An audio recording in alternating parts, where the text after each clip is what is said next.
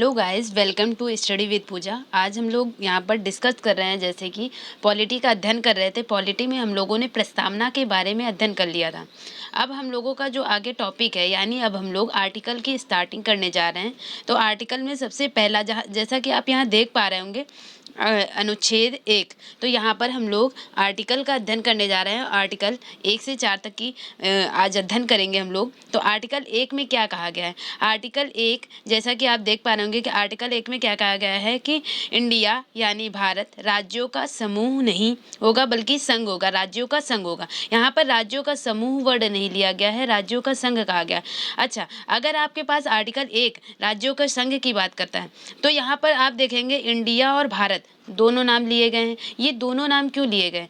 जब आर्टिकल यानी जो संविधान निर्माती सभा जब ये संविधान बना रही थी, तो कुछ लोगों का मान्यता थी कि भारत नाम लिया जाए। यानी कुछ लोगों ने क्या कहा कि इंडिया भारत को क्या कहा, किसी ने इंडिया कहा, किसी ने भारत कहा। तो दोनों का मिला जुला रूप यहाँ पे लिख दिया गया। यानी संविधान सभा ने दोनों के मतों को स्वीकार किया कि उसने क्या लिखा, इंडिया जो कि भारत है, राज्यों का एक संघ होगा। यहाँ पर क्या लिखा गया कि यानी एक लोग थे, यानी दो मत चल रहे थे। यहाँ पर संविधान सभा ने जब देश के नाम को लेकर किसी तरह का कोई मतभेद न रहे, उन्होंने सदस्यों से सलाह ली, तो इसके लिए दो मत रहे। यानी कि एक लोग कह रहे थे कि भारत यानी भारत नाम रखा जाए संविधान में, और कुछ लोगों का मानना था कि आधुनिक नाम जो इंडिया है उसकी वकालत करी। तो लेकिन दोनों के मतों को स्वीकार करते हुए यहाँ पर दोनों नाम रख दिए गए, इंडिया और भारत। तो पहला आप जो कॉन्स्टिट्यूशन में पहला आर्टिकल देखोगे तो वो क्या लिखा गया है, इंडिया। अगर इसका इंग्लिश वर्जन देखोगे, इंडिया दैट इज भारत,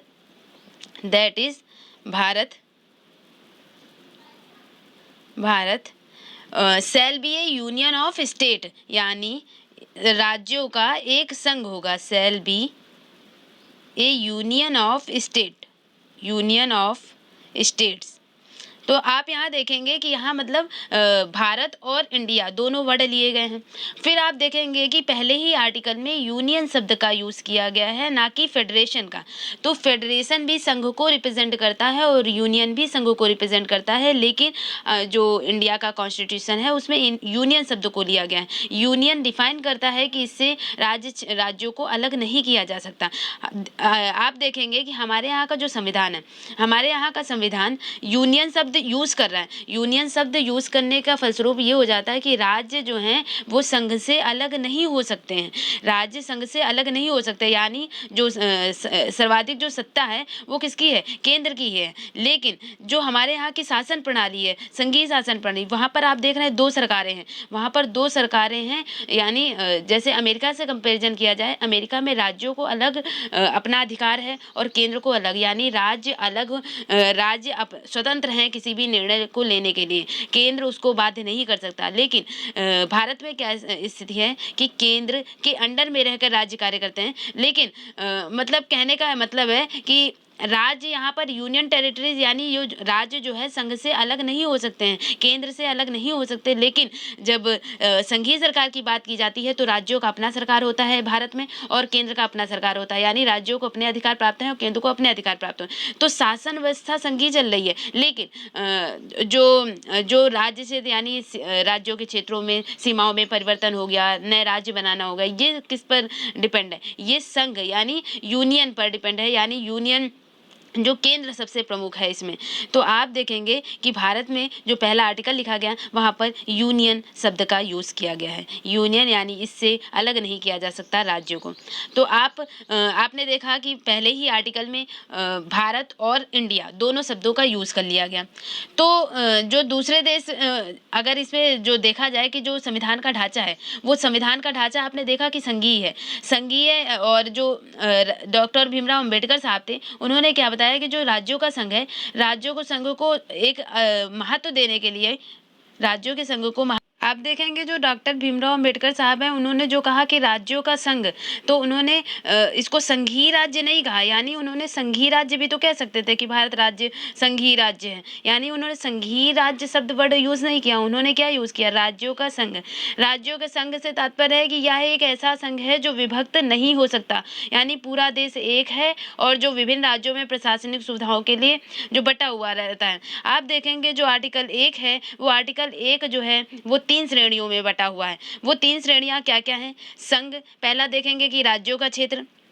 यहाँ पर आप देख पाएंगे कि भारतीय क्षेत्र को 3 भागों में बांटा गया है। 3 भागों में एक तो राज्य हो गए, राज्यों का क्षेत्र यानी जैसे यूपी हो गया, आंध्र प्रदेश हो गया, गुजरात, मध्य प्रदेश, महाराष्ट्र, तो ये क्या हो गए, राज्य हो गए।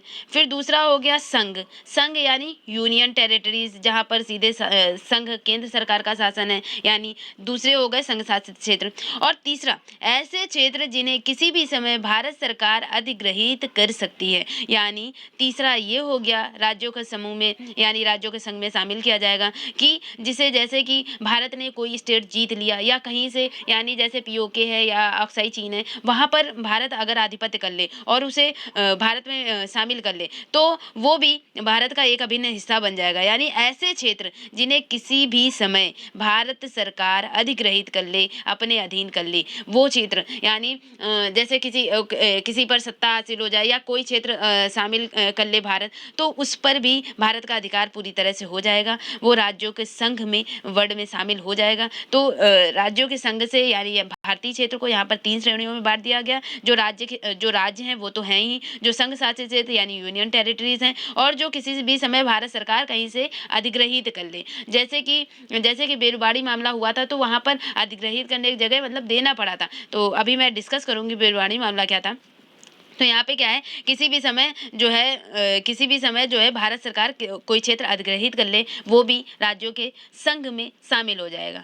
तो यहाँ पर आप देखेंगे कि वर्तमान समय में जैसे 28 राज्य हैं और 9 केंद्र शासित प्रदेश हैं। तो 28 राज्य हैं, सारी जगह एक ही, मतलब जो 28 राज्य हैं वहाँ पर राज्यों का शासन चलता है और केंद्र का आधिपत्य, यानी ऐसे तो राज्य स्वतंत्र हैं, राज्यों का अपना शासन चल रहा है, केंद्र का अपना शासन चल रहा है, लेकिन संघ होने पर, यानी किसी भी क्षेत्र की, किसी भी राज्य में कोई सीमा परिवर्तन है, कुछ भी है, तो यहाँ पर क्या करेगा, यहाँ पर संघ जो है वो राज्यों की परमिशन तो पहले लेगा, लेकिन अगर राज्य सहमत देता है या नहीं भी देता है, तब भी अगर संघ चाहता है, यानी कि केंद्र चाहता है, तो उसके राज्य सीमाओं में परिवर्तन वगैरह कर सकता है। वो आर्टिकल 2 और 3 के अंतर्गत आएगा अभी।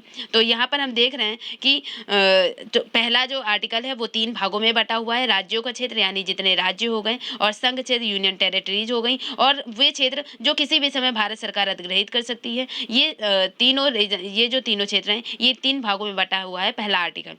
तो आपको आई होप पहला आर्टिकल समझ में आ गया होगा। भारत राज्यों का संघ है, यानी भारत, अगर इंग्लिश वर्जन इसका देखेंगे, India that is Bharat shall be A union of state.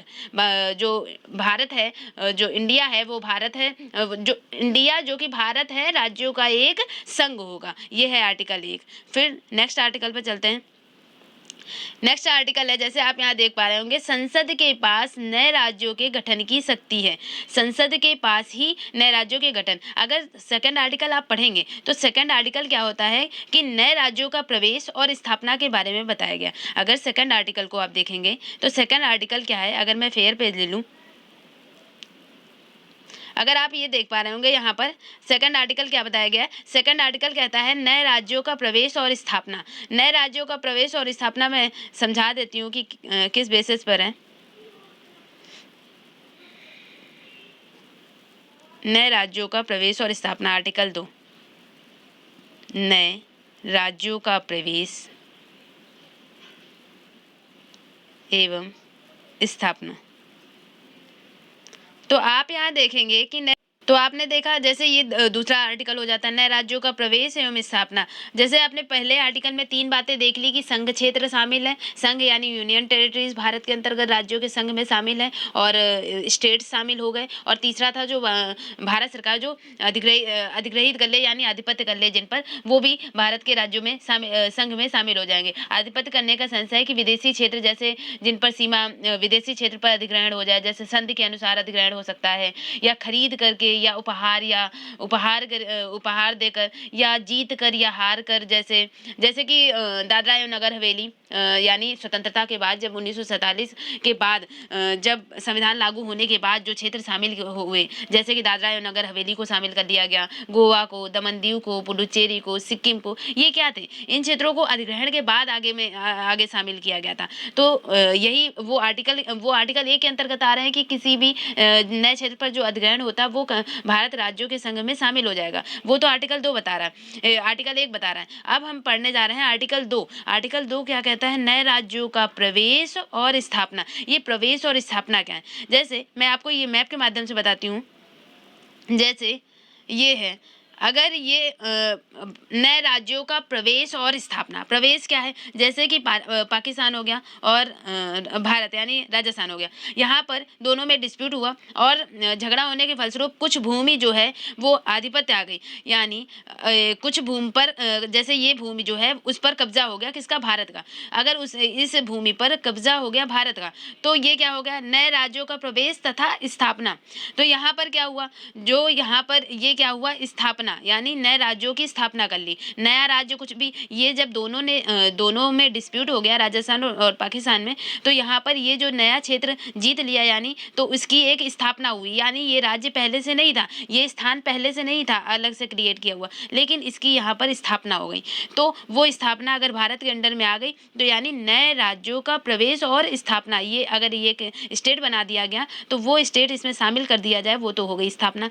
प्रवेश क्या होता? प्रवेश जो पहले से मौजूद है, यानी जैसे नेपाल पहले से मौजूद है और उसको उत्तर प्रदेश या बिहार में किसी में भी शामिल कर दिया जाए, तो ये क्या हुआ? इसको प्रवेश मिल गया, भारत में प्रवेश मिल गया, यानी नया राज्य था दूसरा, तो नए राज्यों का प्रवेश, यहाँ क्या देखेंगे? नए राज्यों का प्रवेश हो गया, यानी नेपाल पहले से जो मौजूद है वो भारत में शामिल हो रहा, वो क्या हो रहा है? नए राज्यों का प्रवेश हो रहा। और स्थापना क्या हो रही है? जब दोनों में डिस्प्यूट हो रहा है, उसके बाद जो नया क्रिएट हो रहा, नया राज्य, नया यूनियन टेरिटरीज कुछ भी क्रिएट हुआ और उस पर आधिपत्य हो रहा, यानी नए राज्यों की स्थापना हो रही। तो नए राज्यों की स्थापना और प्रवेश, ये किसके अंतर्गत शामिल होता है? तो ये आर्टिकल 2 कहता है कि नए राज्यों का प्रवेश हो सकता है और नए राज्यों के प्रवेश और स्थापना की जा सकती है।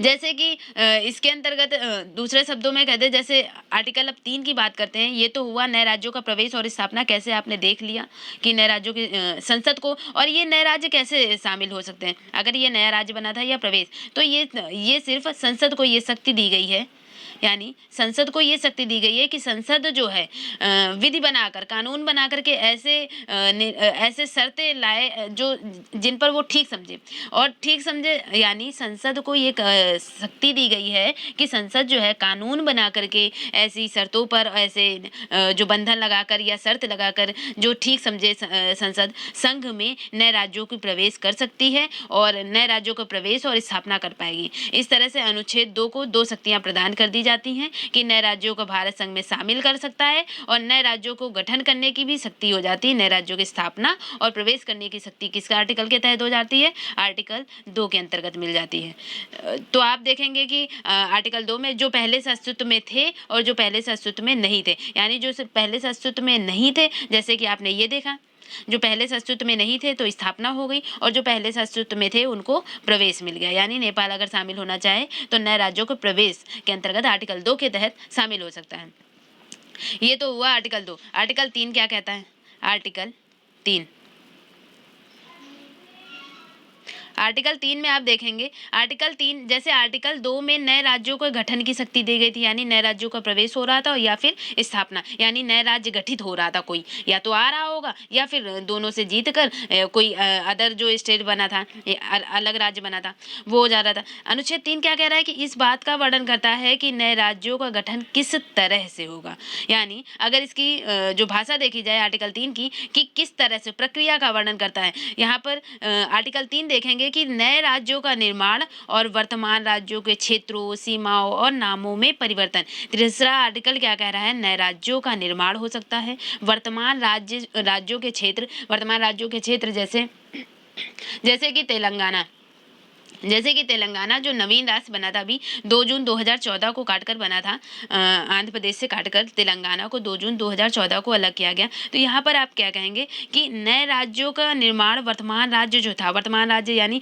आंध्र प्रदेश था, उसकी क्षेत्र, सीमाओं और नामों में परिवर्तन करने की शक्ति किसको दी गई है? आर्टिकल 3 को दी गई है। तो आर्टिकल 3 क्या कर सकता है? आर्टिकल 3 के अकॉर्डिंग, यानी अगर आप आर्टिकल 3 को लिखेंगे, नए राज्यों के क्षेत्र, सीमाओं, नामों में परिवर्तन, तो आर्टिकल 3 के पास यानी कितने प्रावधान है, किस बेसिस पे कर सकता है? तो वो किसी भी राज्य क्षेत्र की सीमा को बढ़ा सकता है। यानी आर्टिकल 3 क्या करता है? आर्टिकल 3 किसी भी राज्य क्षेत्र की सीमा को बढ़ा सकता है, और बढ़ा सकता है, या फिर किसी भी राज्य क्षेत्र की सीमा को घटा सकता है, किसी भी राज्य की सीमा में परिवर्तन कर सकता है। यानी राज्य क्षेत्र को बढ़ा सकता है, राज्य क्षेत्र को घटा सकता है, यानी कि जैसे कि झारखंड और बिहार बाद में अलग अलग हो गए, या फिर शामिल कर ले, या फिर अलग अलग कर दे, या फिर राज्यों की सीमाओं में परिवर्तन, यानी राज्यों की सीमाओं में जैसे काट कर अलग कर ले। तो यहाँ पे क्या होगा? राज्यों की सीमाओं में परिवर्तन कर सकता है। और जैसे कि किसी राज्य के नाम में परिवर्तन कर सकता है कि पहले जैसे तमिलनाडु है, तमिलनाडु वर्तमान स्वरूप है, तमिलनाडु का पुराना नाम मद्रास था। तो ये सारे चेंजमेंट आप देखेंगे किसके अंतर्गत हो गए? आर्टिकल 3 के अंतर्गत हो रहे हैं। आर्टिकल 3 के अंतर्गत किनके नाम परिवर्तित किए गए, हम लोग ये देखेंगे। अगर इसमें आर्टिकल 3 क्या कहता है? नए किसी भी राज्य के नाम में परिवर्तन कर सकता है। तो राज्य के नाम में अभी तक कितने परिवर्तन किए गए? यानी मद्रास का नाम बदला गया, मद्रास को तमिलनाडु किया गया, और कुर्ग कर्नाटक। तो आप यहाँ देखेंगे जो पुराने नाम थे, आज से क्वेश्चन कैसे बनता है? कर्नाटक का पुराना नाम क्या था? मद्रास यानी तमिलनाडु का पुराना नाम क्या था? तो स्टैटिक जीके ऐसे बनती है। और यहाँ पर आप देखेंगे कि किस आर्टिकल के तहत बनना, तो आर्टिकल 3 के अंतर्गत बनना। तो नए राज्यों के नामों में परिवर्तन, आप देखेंगे कितने ज़्यादा नाम अभी परिवर्तित किए गए, आप इस पर एक्सप्लेन देखेंगे। फिर किसी राज्य का क्षेत्र घटा या बढ़ा सकती है, ठीक है, और किसी राज्य की सीमाओं में परिवर्तन कर सकती है, तो जैसे घटाया बढ़ा सकती है, जैसे कि दो स्टेट हैं, उनको काट कर एक स्टेट में परिवर्तित कर देना, या एक स्टेट से 2 स्टेट में काट कर परिवर्तित कर देना। जैसे मुंबई, महाराष्ट्र वाला जो रीजन था, वो जो मुंबई कॉन्टिनेंट वाला था, महाराष्ट्र वाला, उससे काट कर गुजरात को अलग किया गया, झारखंड से बिहार को काट कर अलग किया गया। तो आप देखेंगे कि परिवर्तन कर सकती है, घटा सकती है, क्षेत्र को बढ़ा सकती है, या किसी भी राज्य में उसका जो राज्य क्षेत्र है उसको अलग करके, अथवा 2 या 2 से अधिक राज्यों को या राज्य भागों को मिला सकती है, या फिर अलग कर सकती है, एक नया राज्य क्रिएट कर सकती है, एक नया राज्य का निर्माण कर सकती है। ये सारी शक्तियाँ किसके? आर्टिकल 3 के अंतर्गत समाहित की गई हैं। तो आर्टिकल 3 को हम लोग एक्सप्लेन में पढ़ने जा रहे हैं। तो आर्टिकल 3 आप देखेंगे अब, आर्टिकल 3, तो आपने देखा कि इसके आर्टिकल 3 को 4 भागों में विभक्त किया गया था कि राज्य क्षेत्र की सीमा को बढ़ा सकती है, घटा सकती है, परिवर्तन कर सकती है, राज्य क्षेत्र की सीमाओं में नामों में परिवर्तन कर सकती है, या फिर 2 या 2 से अधिक राज्यों को मिला करके एक राज्य क्षेत्र में, या फिर एक राज्य क्षेत्र को 2 या 2 से अधिक राज्य क्षेत्र में विभक्त कर सकती है। तो ये तो आपने देखा आर्टिकल 3 की वैरायटी की कितने भागों में बांटा जा सकता है। अब आप देखेंगे जो आर्टिकल 3 है, ये सारा कुछ जो होगा वो संसद की मंजूरी से होगा। यानी जो ये परिवर्तन होंगे ये सारे, वो किससे होंगे? वो कोई अध्यादेश लाना पड़ेगा। कोई भी ऐसे राज्य क्षेत्र में, किसी भी राज्य के क्षेत्र में सीमा में परिवर्तन लाने के लिए कोई अध्यादेश लाना पड़ेगा। तो वो अध्यादेश कौन लाएगा? राष्ट्रपति की पूर्व मंजूरी से आना चाहिए। यानी कोई भी अध्यादेश आएगा तो वो राष्ट्रपति की मंजूरी के बाद ही संसद में प्रवेश किया जाएगा। आप क्या कहेंगे? ये जो राज्य की सीमाओं में परिवर्तन और नामों में परिवर्तन हो रहा था, ये परिवर्तन से संबंधित कोई भी जो अध्यादेश होगा वो राष्ट्रपति की पहले मंजूरी होगी, पर राष्ट्रपति की मंजूरी के बाद ही संसद में पेश किया जाएगा। राष्ट्रपति की मंजूरी के बाद संसद में पेश किया जाएगा।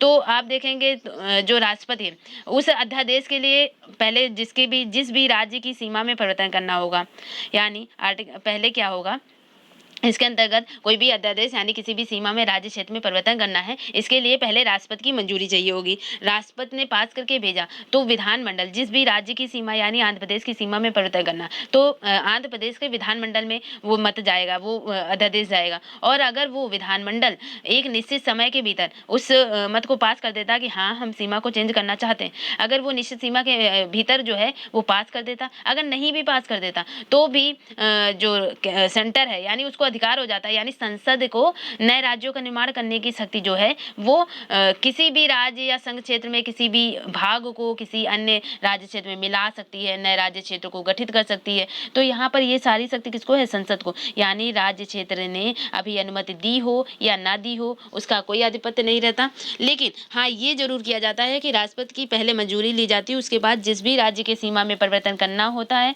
उस विधानमंडल में भेजा जाता है वो मत। अगर वो विधानमंडल, उस राज्य का विधानमंडल उसे पास करे या ना करे, फिर भी संसद को ये अधिकार है कि वो उसकी सीमा में परिवर्तन कर सकता है, नामों में परिवर्तन कर सकता है।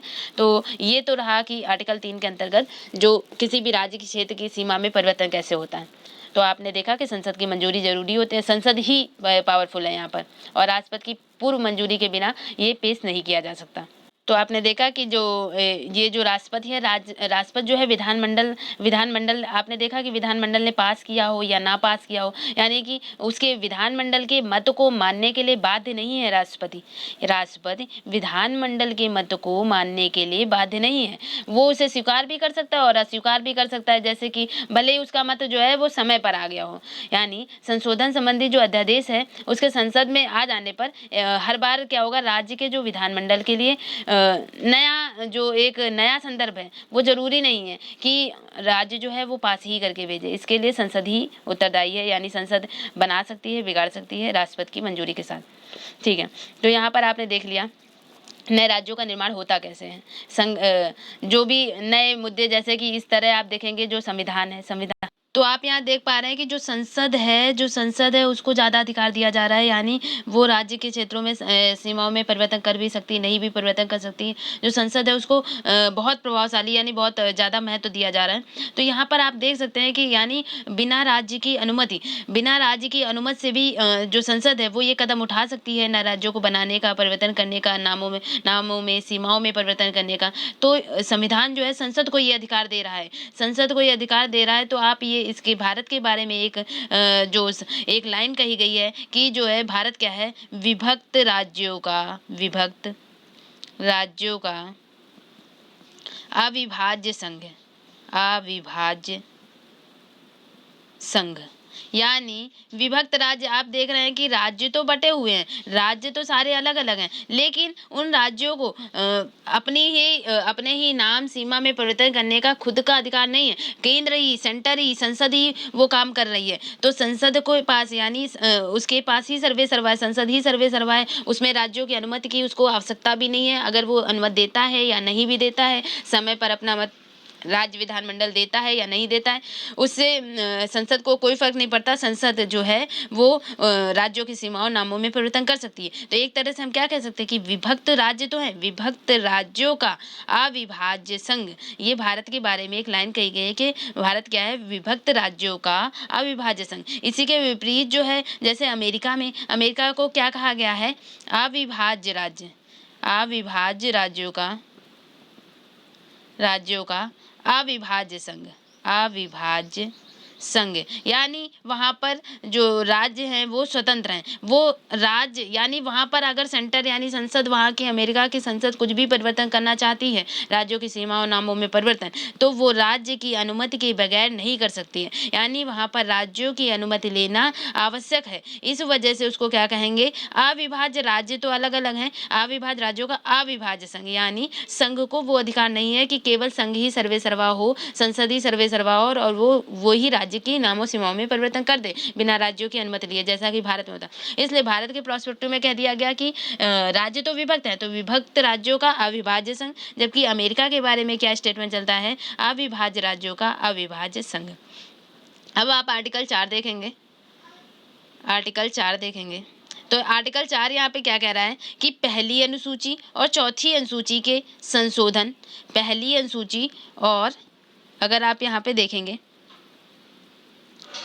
आर्टिकल 4, तो आर्टिकल 4 क्या कह रहा है कि पहली अनुसूची और चौथी अनुसूची के संशोधन तथा अनुपूरक और परिणामिक विषयों का उपबंध करने के लिए अनुच्छेद 2 और अनुच्छेद 3 द्वारा बनाई गई विधियां। अनुच्छेद 2 और अनुच्छेद 3 द्वारा बनाई गई विधियां, यानी जो अनुच्छेद 4 क्या है, अनुच्छेद 4 ये घोषित करता है, अगर मैं यहाँ पे लिखूँ आर्टिकल 4, आर्टिकल 4 क्या कह रहा है? अनुच्छेद 4 स्वयं ये घोषित कर देता है कि जो नए राज्यों का प्रवेश है, गठन है, नए राज्यों का प्रवेश और गठन किसमें था? आर्टिकल 2 में था कि नए राज्यों का प्रवेश किसमें कर रहे थे? जैसे कि नेपाल को भारत में प्रवेश कर रहे थे, तो क्या कर रहे थे कि नए राज्यों का प्रवेश और गठन यानी स्थापना जो थी, यानी दो के बीच डिस्प्यूट होने से जो नया राज्य क्षेत्र क्रिएट हो सकता है, ये तो नए राज्यों का प्रवेश और गठन आर्टिकल 2 हो गया।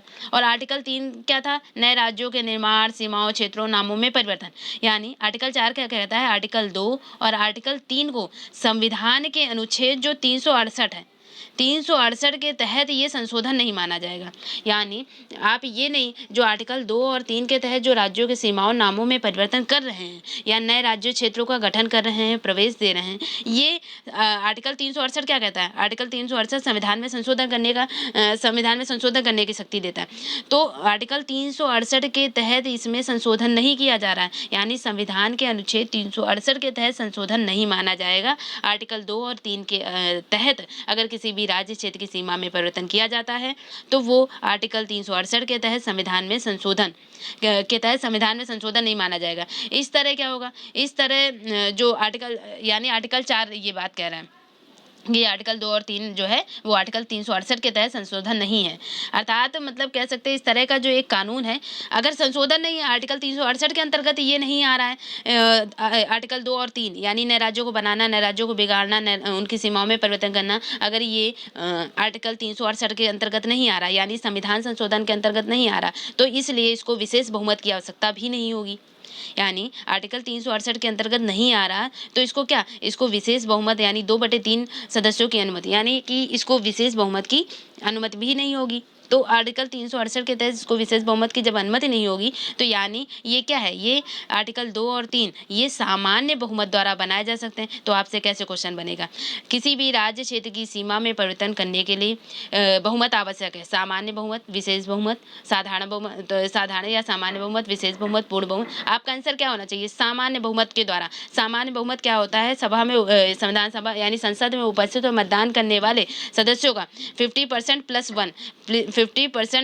प्लस वन होना चाहिए, उसे क्या कहते हैं? यानी आधे से अधिक सांसदों का जो समर्थन हो जाए वो सामान्य बहुमत के अंतर्गत आ जाता है। तो नए राज्यों का प्रवेश और स्थापना ये एक जैसे कि हम कहते नहीं कि हमारा संविधान कैसा है? अंशतः कठोर, अंशतः लचीला। तो ये एक लचीली प्रक्रिया है कि जितने उपस्थित और मतदान करने वाले सदस्य उनमें से आधे से अधिक ने अगर सपोर्ट में समर्थन दे दिया तो उस राज्य क्षेत्र का नाम में और सीमा में परिवर्तन हो जाएगा। तो ये आर्टिकल 4 कहता है कि आर्टिकल 2 और आर्टिकल 3 जो हैं वो अनुच्छेद 368 के अंतर्गत नहीं आते हैं। आर्टिकल 368 के तहत वो संशोधन के अंतर्गत नहीं आते हैं। इसलिए संशोधन के अंतर्गत ना आने के कारण क्या हो जाएगा कि उन्हें क्या होगा? उनमें नामों में, सीमाओं में परिवर्तन करने के लिए सामान्य बहुमत की आवश्यकता होगी, यानी सामान्य बहुमत द्वारा साधारण बहुमत द्वारा वो पारित हो जाएंगे 50% + 1 से। ये तो आर्टिकल 4 कहता है।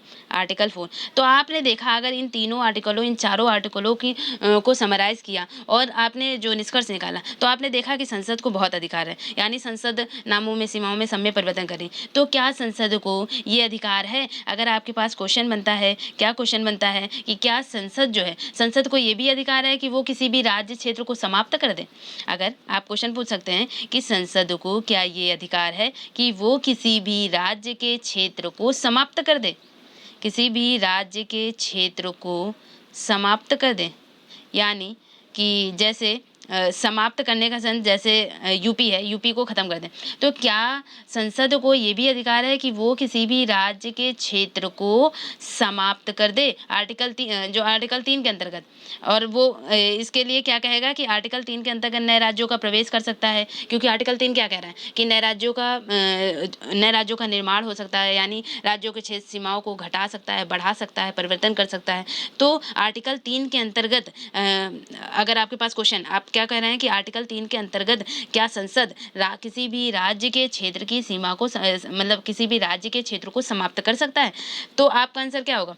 तो यही क्वेश्चन उठा था, यानी ये क्वेश्चन उठ चुका है कि आर्टिकल 3 कहता है कि जब राज्य की क्षेत्र सीमा नामों में परिवर्तन कर सकता है, उसकी राज्य क्षेत्र को घटा सकता है, तो क्या आर्टिकल 3 के अंतर्गत ही भारत यानी जो क्या आर्टिकल 3 के अंतर्गत जो संसद है, वो संसद किसी भी राज्य के क्षेत्र को समाप्त कर सकती है? ये क्वेश्चन उठा। तो सर्वोच्च न्यायालय के सामने ये स्थिति आई, तो सर्वोच्च न्यायालय ने 1960 में राष्ट्रपति द्वारा एक जो याचिका, यानी कहते हैं 1960 में राष्ट्रपति द्वारा इस संदर्भ में एक प्रश्न पूछा गया, यानी 1960 ईस्वी में 1960 में राष्ट्रपति कौन, डॉक्टर राजेंद्र प्रसाद।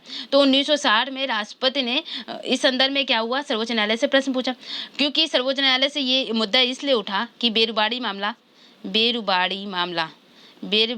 क्या कहता है, तो बेरुबाड़ी मामला ये था कि जो पश्चिम बंगाल वाला रीजन है, यानी पश्चिमी बंगाल पर पाकिस्तान का नेतृत्व होना चाहिए, पाकिस्तान के नेतृत्व की मांग हो रही थी, यानी केंद्र सरकार के पास अब निर्णय लेना था बेरुबाड़ी संघ के अंतर्गत, और बेरुबाड़ी संघ केंद्र सरकार यानी राष्ट्रपति के पास, राष्ट्रपति यानी सर्वे सर्वा, तो वहाँ पे क्या है, केंद्र सरकार को निर्णय लेना था बेरुबाड़ी मामले के अंतर्गत। बेरुबाड़ी मामला यानी पश्चिम बंगाल, बेरुबाड़ी वर्सेस पश्चिम बंगाल, बेरुबाड़ी वर्सेस पश्चिम बंगाल। तो यहाँ पर ये डिस्प्यूट हुआ कि जो पाकिस्तान, इस पर क्या है, पाकिस्तान के नेतृत्व की बात चल रही थी कि पाकिस्तान के आधिपत्य में ये क्षेत्र जो है वो पाकिस्तान को दे देना चाहिए, बेरुबाड़ी पश्चिम बंगाल वाला राज्य।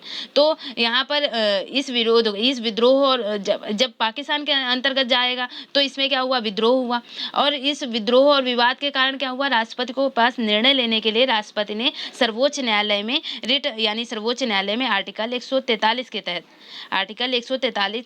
क्या किया, डॉक्टर राजेंद्र प्रसाद ने, क्योंकि संसद ने कहा, क्या कहा, संसद ने कहा कि बेरुबाड़ी मामला जो पश्चिम बंगाल वाला रीजन, बेरुबाड़ी संघ के अंतर्गत जो भूमि आ रही है वो पाकिस्तान को देना चाहिए। पाकिस्तान को संसद क्या कह रही है कि बेरुबाड़ी संघ के अंतर्गत जो भूमि आ रही है वो पाकिस्तान को देना, लेकिन जो राष्ट्रपति थे वो संसद से सहमत नहीं थे। तो राष्ट्रपति ने सर्वोच्च न्यायालय से क्या किया, आर्टिकल 103 के तहत सुझाव मांगा। आर्टिकल 143 के तहत सुझाव मांगने पर क्या होता है कि राष्ट्रपति जो है सर्वोच्च न्यायालय से सर्वोच्च न्यायालय का मत तो ले लेगा, लेकिन उसको मानने के लिए बाध्य नहीं होगा। आर्टिकल 143 क्या कहता है, सर्वोच्च न्यायालय से निर्णय लेने की शक्ति राष्ट्रपति के पास, लेकिन उसको मानने के लिए बाध्य नहीं होगा। तो आर्टिकल 143 के तहत डॉक्टर राजेंद्र प्रसाद ने निर्णय मांगा बेरुबाड़ी मामले पर, और बेरुबाड़ी मामले पर जब निर्णय मांगा तो जो सर्वोच्च न्यायालय ने क्या कहा कि संसद की शक्ति राज्यों की सीमा समाप्त करने की नहीं है, यानी तो निष्कर्ष क्या निकाला, यानी आर्टिकल 143 के तहत जब राजेंद्र प्रसाद ने मांगा निर्णय सर्वोच्च न्यायालय, तो सर्वोच्च न्यायालय का क्या कहना था कि जो संसद की शक्ति है वो संसद की शक्ति जो है राज्यों के क्षेत्र सीमाओं को समाप्त करने की नहीं है, यानी संसद की जो शक्ति है वो राज्य की सीमा समाप्त करने के लिए नहीं है। आर्टिकल 3 के अंतर्गत जैसा कि क्वेश्चन उठा था, और जो विपक्ष था उसने आर्टिकल 3 दायर की कि अगर संविधान में आर्टिकल 3 लिखा है कि जो क्षेत्र है उसकी सीमा को घटा सकता है, तो उसके अंतर्गत हमें बेरुबाड़ी यानी पाकिस्तान रीजन में हमको चाहिए ये भूमि। तो यहाँ पर क्या था, बेरुबाड़ी संघ वाद जो था, तो यहाँ पर सर्वोच्च न्यायालय ने क्या निर्णय दिया कि जो आर्टिकल 3 के अंतर्गत है वो संसद को किसी भी राज्य क्षेत्र यानी किसी भी राज्यों की सीमा को समाप्त करने की शक्ति नहीं देता है, यानी भारतीय क्षेत्र को जो भारतीय क्षेत्र है वो भारतीय क्षेत्र को किसी अन्य देश को नहीं दे सकता। ये जो कार्य था वो 368 के संशोधन में अब लेकिन नहीं दिया जा सकता, तो फिर संशोधन करना होगा, क्योंकि आप आर्टिकल में लिख रखे हैं कि आर्टिकल 3 के अंतर्गत किसी भी राज्य क्षेत्र की सीमा को कम किया जा सकता है, तो अगर नहीं देना है तो फिर संशोधन होना चाहिए। तो आर्टिकल 368 के तहत संशोधन किया जाना चाहिए। इस तरह क्या हुआ कि जो नवा संविधान संशोधन बना, नवा संविधान संशोधन 1968, नवा संविधान संशोधन हुआ कब, नवा संविधान संशोधन 1960 में ही, नवा संविधान संशोधन 1960। तो क्या किया गया, फिर अगर भूमि भी देनी है, यानी यहाँ पर दो मत काम कर रहे हैं कि यानी भूमि पाकिस्तान के कब्जे में भी जानी है, और यानी उनका मत प्रबल भूमि पाकिस्तान के कब्जे में भी जानी है, और सर्वोच्च न्यायालय कह रहा है कि जो आर्टिकल 3 के अंतर्गत किसी भी संसद की जो शक्ति है वो राज्यों की सीमा को समाप्त करने और उसको भारतीय क्षेत्रों को अन्य देशों को देने की नहीं है। तो अन्य देशों को जब दे नहीं सकती, समाप्त नहीं कर सकती, इसलिए तो फिर संशोधन करना चाहिए। तो आर्टिकल 368 में के अंतर्गत संशोधन किया जा सकता है। यह कार्य जो है किसके आर्टिकल 368 के तहत संशोधन करके किया जा सकता था। तो फिर नवा संविधान संशोधन हुआ। नवा संविधान संशोधन 1960 में हुआ और 1960 जब नवा संविधान संशोधन प्रभावी हुआ तो जो उपर्युक्त जो भूमि थी बिरबाड़ी संघ के अंतर्गत वो पाकिस्तान को दी गई। यानी तो आई होप आप ये बेरबाड़ी मामला अच्छे से समझ गए होंगे। यानी कि बेरबाड़ी मामला क्या था कि केंद्र सरकार का निर्णय था कि बेरबाड़ी संघ को क्या बेरबाड़ी संघ जो पश्चिम बंगाल वाला रीजन था मतलब पूर्वी पाकिस्तान वाला जो रीजन, तो वहाँ पर बेरबाड़ी मामले में क्या था कि केंद्र सरकार का मत था कि इस पर पाकिस्तान का नेतृत्व हो जाए। यानी केंद्र सरकार क्या कह रही थी कि पाकिस्तान को दे दिया जाए, पाकिस्तान का नेतृत्व हो जाना चाहिए। लेकिन जो राजनीतिक विद्रोह हुआ और विवाद उत्पन्न हुआ जिसके फलस्वरूप राष्ट्रपति ने सुझाव मांगने के लिए आर्टिकल 143 के तहत सुप्रीम कोर्ट से सुझाव मांगा और सुझाव के तहत सुप्रीम कोर्ट ने कहा कि आर्टिकल 3 के अंतर्गत जो संविधान है यानी संसद है वो संसद के को ये शक्ति नहीं दी गई है कि वो किसी भी राज्य क्षेत्र की सीमा को समाप्त कर सकती है या किसी दूसरे देश को दे दे। तो इसके लिए जब उसकी व्याख्या सुप्रीम कोर्ट ने की आर्टिकल 3 की, तो इसके तहत क्या हुआ फिर संशोधन किया गया। यानी अगर ये चीज करनी है यानी पाकिस्तान को देना है, अगर केंद्र सरकार ने पाकिस्तान के पास वो आधिपत्य जाना चाहिए तो इसके तहत आपको आर्टिकल 368 में फिर संशोधन करना होगा। तो आर्टिकल 368 में संशोधन करने के लिए नवा संविधान संशोधन यानी किसी भी संविधान संशोधन के तहत डाला जाएगा आर्टिकल 368। तो नवा संविधान संशोधन 1960 में 1960 जब प्रभावी हुआ तो जब नवा संविधान संशोधन 1960 के प्रभावी होने के बाद जो बिरबाड़ी वाली जो भूमि थी मतलब वो उक्त क्षेत्र पूर्वी पाकिस्तान वाला बंगला वाला, तो वो भूमि जो है वो पाकिस्तान को दे दी गई किस बिरबाड़ी संघ के मामले में। आर्टिकल 368 के तहत जब आर्टिकल 368 में संशोधन किया गया, आर्टिकल 368 के तहत जब इसमें संशोधन किया गया, ठीक है, नवा संविधान संशोधन डालकर। तो आपने देखा ये तो बेरबाड़ी मामला था यानी संसद की शक्ति को व्याख्यायित किया गया यहाँ पर कि संसद आर्टिकल 3 के अंतर्गत। फिर ऐसे ही कई अन्य मामले उठे जैसे कि 1969 ये बेरबाड़ी संघ 1960 वाला मामला हो गया था। फिर 1969 में सर्वोच्च न्यायालय ने एक व्यवस्था दी कि भारत जो है वो जो किसी भी देश के साथ सीमा निर्धारण है यानी भारत और कोई देश है, भारत और किसी देश की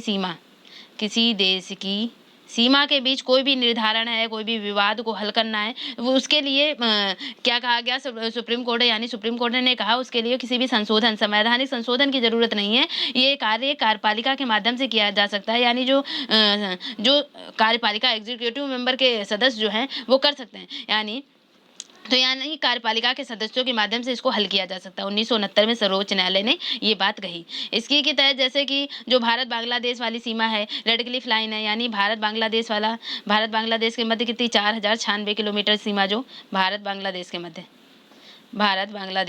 मध्य कितनी सीमा साझा है 4096 किलोमीटर की सीमा साझा है। तो जो पूर्वी पाकिस्तान की सीमा का निर्धारण जैसे जो भारत और पूर्वी पाकिस्तान की सीमा का निर्धारण जो 1947 में रेड क्लिफ के अवार्ड के अनुसार हुआ था। तो ये विवाद जो है रेड क्लिफ जो था वो कुछ प्रावधानों को लेकर हुआ था। वो प्रावधान क्या था जिनका समाधान जो है 1950 में आगे चल करके किया जाना था कि ये जो रेड क्लिफ विवाद हो गया और ये भारत बांग्लादेश सीमा विवाद था। तो एक कोशिश की गई कि इन विवादों के समाधान के लिए क्या कर दिया जाए कि 1958 में जो नेहरू द्वारा समझौता किया गया था, 1958 में जो नेहरू समझौता था 1958 में नेहरू समझौते द्वारा ये जो भारत बांग्लादेश विवाद भारत पाकिस्तान विवाद जो भारत पाकिस्तान समझौता जो किया गया था। हालांकि ये जो बेरबाड़ी यूनियन था, बेरबाड़ी यूनियन के विभाजन को लेकर जो सर्वोच्च न्यायालय में चुनौती दी गई थी, यानी बेरबाड़ी के लिए जो सर्वोच्च न्यायालय में चुनौती दी गई थी, तो सर्वोच्च न्यायालय के निर्णय को मानने के लिए संविधान में संशोधन करना पड़ा, नवा संविधान संशोधन। और 1960 के तहत पारित किया गया जो नवा संविधान संशोधन 1960 जब पारित किया गया तो बेरबाड़ी संघ को जो था वो क्या किया गया। तो जब मुकदमा चला और राजनीतिक ये सारी प्रक्रियाएं चलती गई तो ये क्या ये एक अधिनियम जो है असूचित नहीं किया जा सका। यानी जो भारत पूर्वी पाकिस्तान था वर्तमान बांग्लादेश है उसके भूभागों को लेकर जो विवाद चलता रहा। तो आप देखेंगे कि जो 1958 नेहरू समझौता हुआ तो यहाँ पर भी क्या हुआ कि जैसे कि बाद में जब बेरबाड़ी मामला जो हुआ वो संशोधन करके आया था, नवा संविधान संशोधन 1960 के तहत आया था।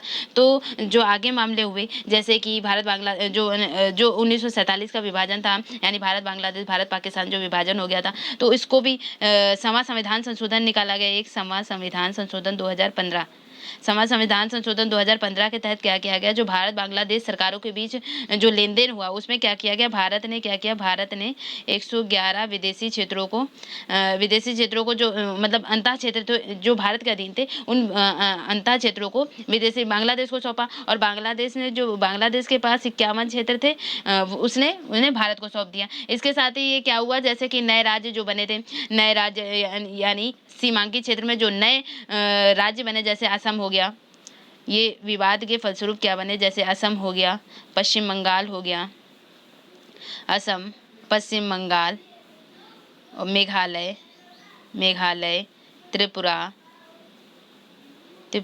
जो ये था त्रिपुरा जो इन भूभागों से जुड़ी जो थे, यानी पहली अनुसूची के प्रावधानों को संशोधित कर दिया गया इसमें, और पहली अनुसूची के प्रावधानों को संशोधित करने के फलस्वरूप जो बने वो असम, पश्चिम बंगाल, मेघालय, बंगाल, त्रिपुरा, इन स्टेट की उत्पत्ति हुई, इन स्टेटों की जो बने। यानी भारत के संघ राज्य क्षेत्र में नए राज्यों का जो तीसरा स्टेटमेंट था, यानी पहली अनुसूची के अंतर्गत क्या आता है, संघ राज्य क्षेत्र, और पहला संविधान का पहला अनुच्छेद क्या कहता है कि अधिग्रहण कर सकता है, या विदेशी सीमाओं को क्षेत्रों पर जो भारत अधिग्रहण करता है वो भी भारत के राज्य संघ क्षेत्र में शामिल होंगे, संघ में शामिल होंगे। तो जैसे असम हो गया, पश्चिम बंगाल, मेघालय, त्रिपुरा, इनको भी शामिल किया गया।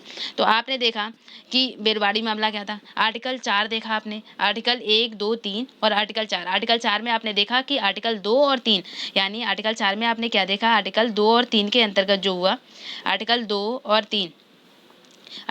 3 के अंतर्गत जो कुछ भी परिवर्तन करना है, यानी आर्टिकल 2 के तहत जो नए राज्यों का प्रवेश और गठन था, आर्टिकल 3 के अंतर्गत जो नए राज्यों को सीमाओं, क्षेत्रों, नामों में परिवर्तन था, उसको उनमें जो अगर कुछ भी किया, आर्टिकल 4 के अंतर्गत जो है, ये आर्टिकल 368 के तहत संशोधन के अंतर्गत इनमें अगर किसी नामों में, क्षेत्रों में परिवर्तन करना है तो उसके लिए संशोधन की जरूरत नहीं होगी, यानी संविधान संशोधन की जरूरत नहीं होगी। वो कौन बात कह रहा था, वो आर्टिकल 4 कह रहा था।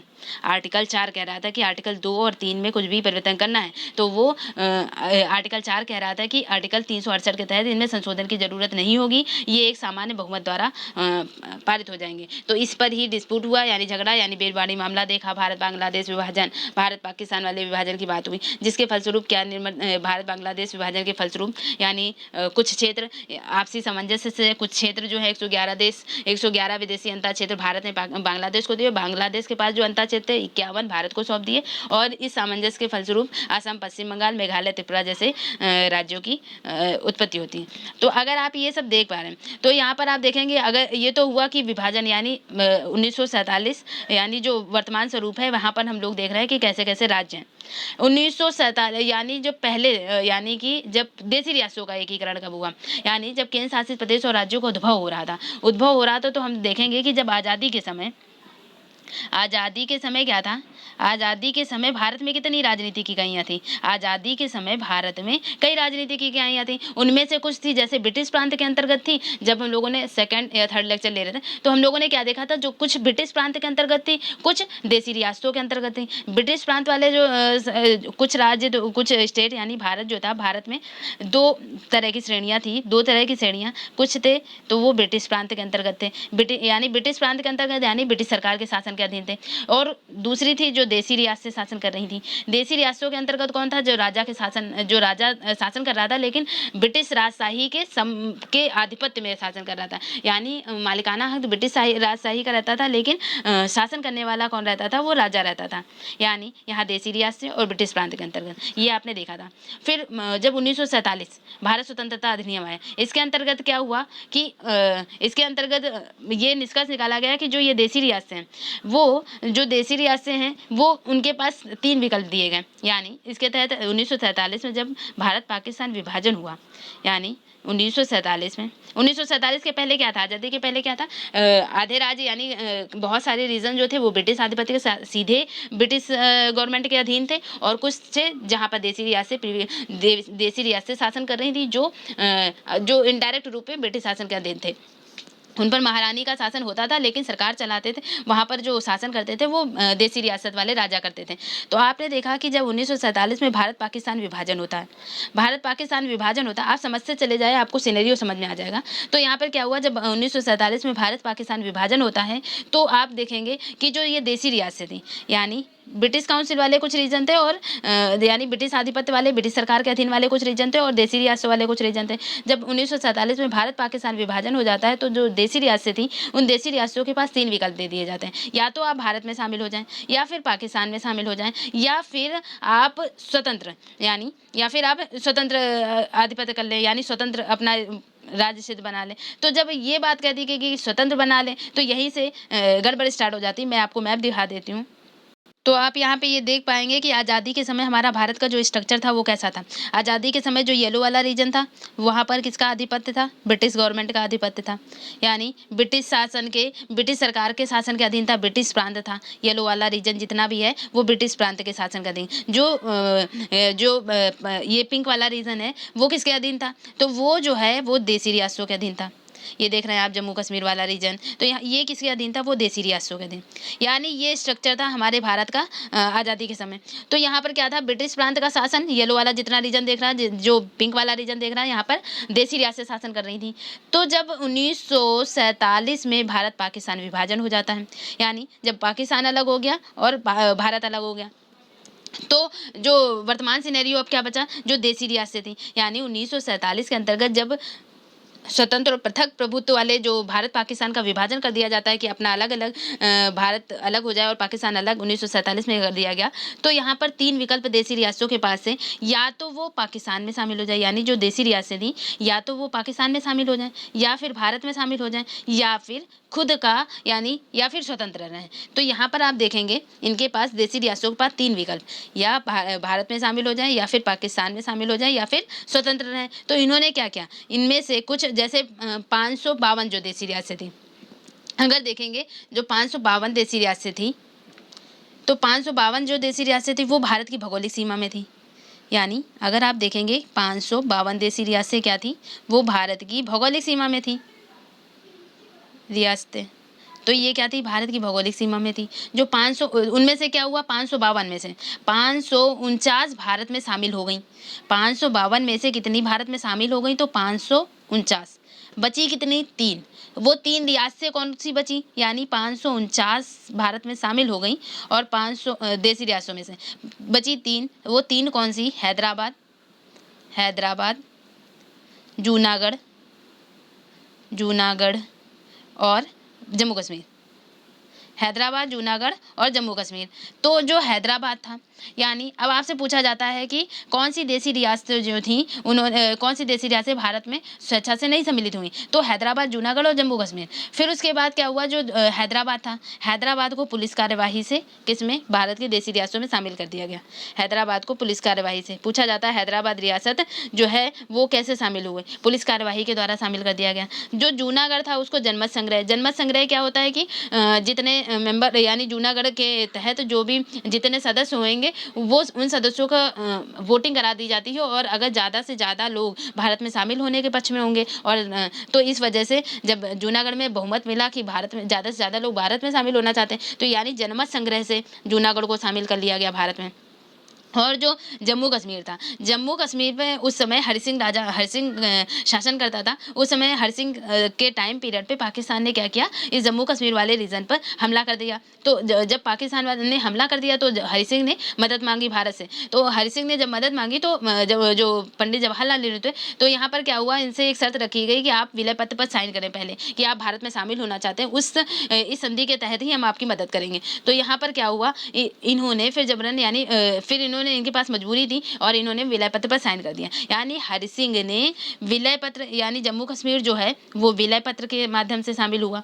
देसी रियासत जूनागढ़ जो था वो जनमत संग्रह के माध्यम से शामिल हुआ, और जो हैदराबाद था वो पुलिस कार्यवाही के माध्यम से शामिल हुआ। ये तो सिनेरियो था, यानी ये 1947 आज़ादी के समय ये पूरा सिनेरियो। फिर 1947 के बाद जब भारत पाकिस्तान विभाजन हो जाता है तब क्या सिनेरियो बना? यानी ये जो पिंक वाला रीजन था वो किसके पास शामिल हुआ? तो पिंक वाले रीजन में जो टोटल 552 देसी रियासतें थी ये, तो इन 552 देसी रियासतों में से 549 तो स्वेच्छा से भारत में शामिल हो गई, और 3 रियासतें थी हैदराबाद, जूनागढ़ और जम्मू कश्मीर। तो जम्मू कश्मीर को विलय पत्र पर साइन कराकर, हैदराबाद को जो था पुलिस कार्यवाही के माध्यम से और जूनागढ़ को जनमत संग्रह के माध्यम से इन तीनों देसी रियासतों को भारत में सम्मिलित कर लिया जाता है। आई होप आपको समझ में आ गया। तो अब तो हो गया कि ये भारत पूरा बन गया, यानी जो देसी रियासतें ये देसी रियासतें यानी इसमें शामिल हो गई और भारत का सिनेरियो अब चेंज हो जाएगा। और भारत का सिनेरियो चेंज होने के बाद अब आप जो देखेंगे मैप, तो आप देखेंगे जब ये 19 जब देसी रियासतों का यानी विलय हो जाता है 1947 में, 1947 के बाद जब इन देसी रियासतों का जब विलय कर लिया जाता है, और 1947 के बाद जब इन देसी रियासतों का विलय करने के बाद 1950 में जो सिनेरियो सामने आता है, तो आप देखेंगे जो 1950 में जो सिनेरियो सामने आता है, यानी देसी रियासतों के विलय के बाद जो सिनेरियो सामने आता है, तो आप यहाँ देख पाएंगे कि जो भारत के राज्य थे, भारतीय संघ में जो राज्य थे, उनको 4 प्रकारों में विभाजित कर दिया गया था, जिन्हें क्या नाम दिया जाता था कि भाग का के राज्य, भाग खा, भाग गा और भाग घा के राज्य। यानी क, ख, ग और घ में ये सभी राज्य विभक्त थे। कितने? ये 28, उस समय 29 राज्य थे, अभी जम्मू कश्मीर को हटाया गया, यानी ये जो 29 राज्य और 7 केंद्र शासित प्रदेश थे, वो जो थे वो इन 4 पार्ट में बटे थे, भाग का के, भाग खा के, भाग गा के और भाग घा के, इनमें बटे हुए थे। फिर जो भाग का के राज्य थे, भाग का के जो राज्य थे, वो किसके, इसका यानी इसमें कौन, ब्रिटिश भारत में गवर्नर शासन करता था, यानी भाग का के वे राज्य थे जहां ब्रिटिश भारत में शासन, ब्रिटिश जो थे वो भारत में गवर्नर का शासन कर रहे थे, यानी जो यहाँ पर हेड गवर्नर कौन था, जहाँ पर गवर्नर शासन था, हेड कौन था, गवर्नर था।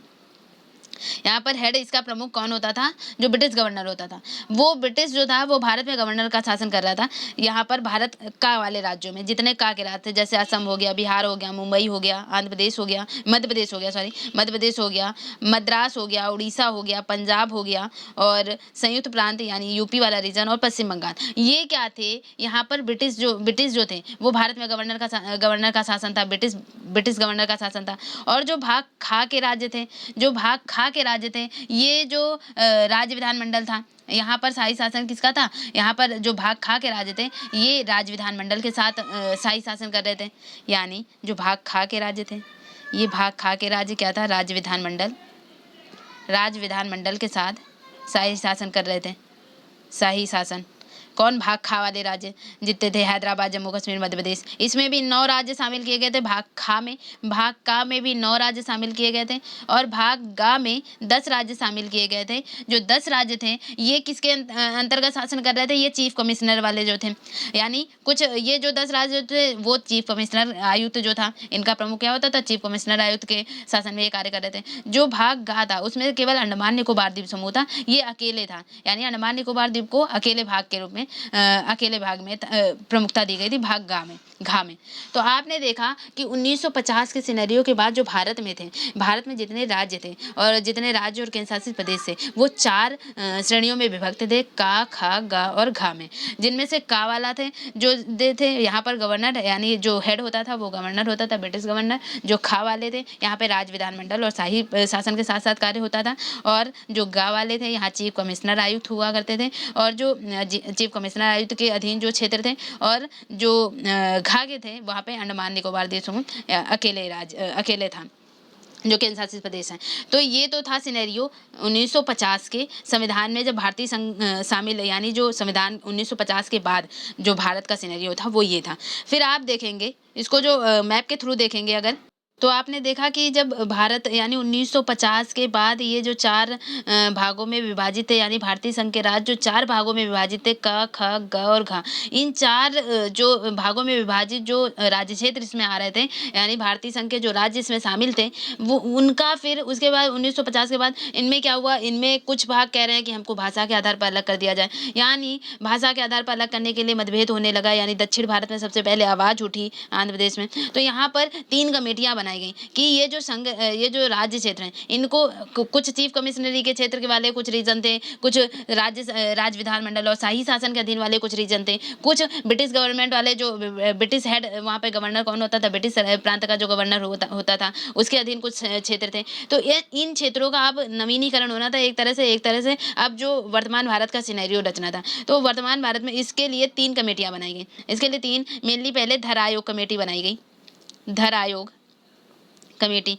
तो जो धर आयोग कमेटी थी, इसका कार्य क्या था कि जो देसी रियासतें थी, देसी रियासतों के बाद जो शेष भारत बचा था, यानी शेष भारत का पूरी तरह से एकीकरण करना था। एकीकरण करके एक जो अस्थायी, पहले व्यवस्था कैसी थी, अस्थायी व्यवस्था थी, अब उसको पूरी तरह से स्थायी, यानी जो चिरस्थायी, अभी वर्तमान सिनेरियो तक की हम देख रहे हैं कि जैसे भारत का जो विभाजन हो गया और अभी तक की ऐसे ही है। तो अब ये इसके लिए कमेटी बनाई गई जिसको धर आयोग कमेटी कहते हैं। इसका कार्य क्या था, जो देश के जो विभिन्न भाग हैं, विशेष रूप से जैसे दक्षिण में मांग उठने लगी कि जो राज्यों का विभाजन हो, यानी अब राज्य बनने थे।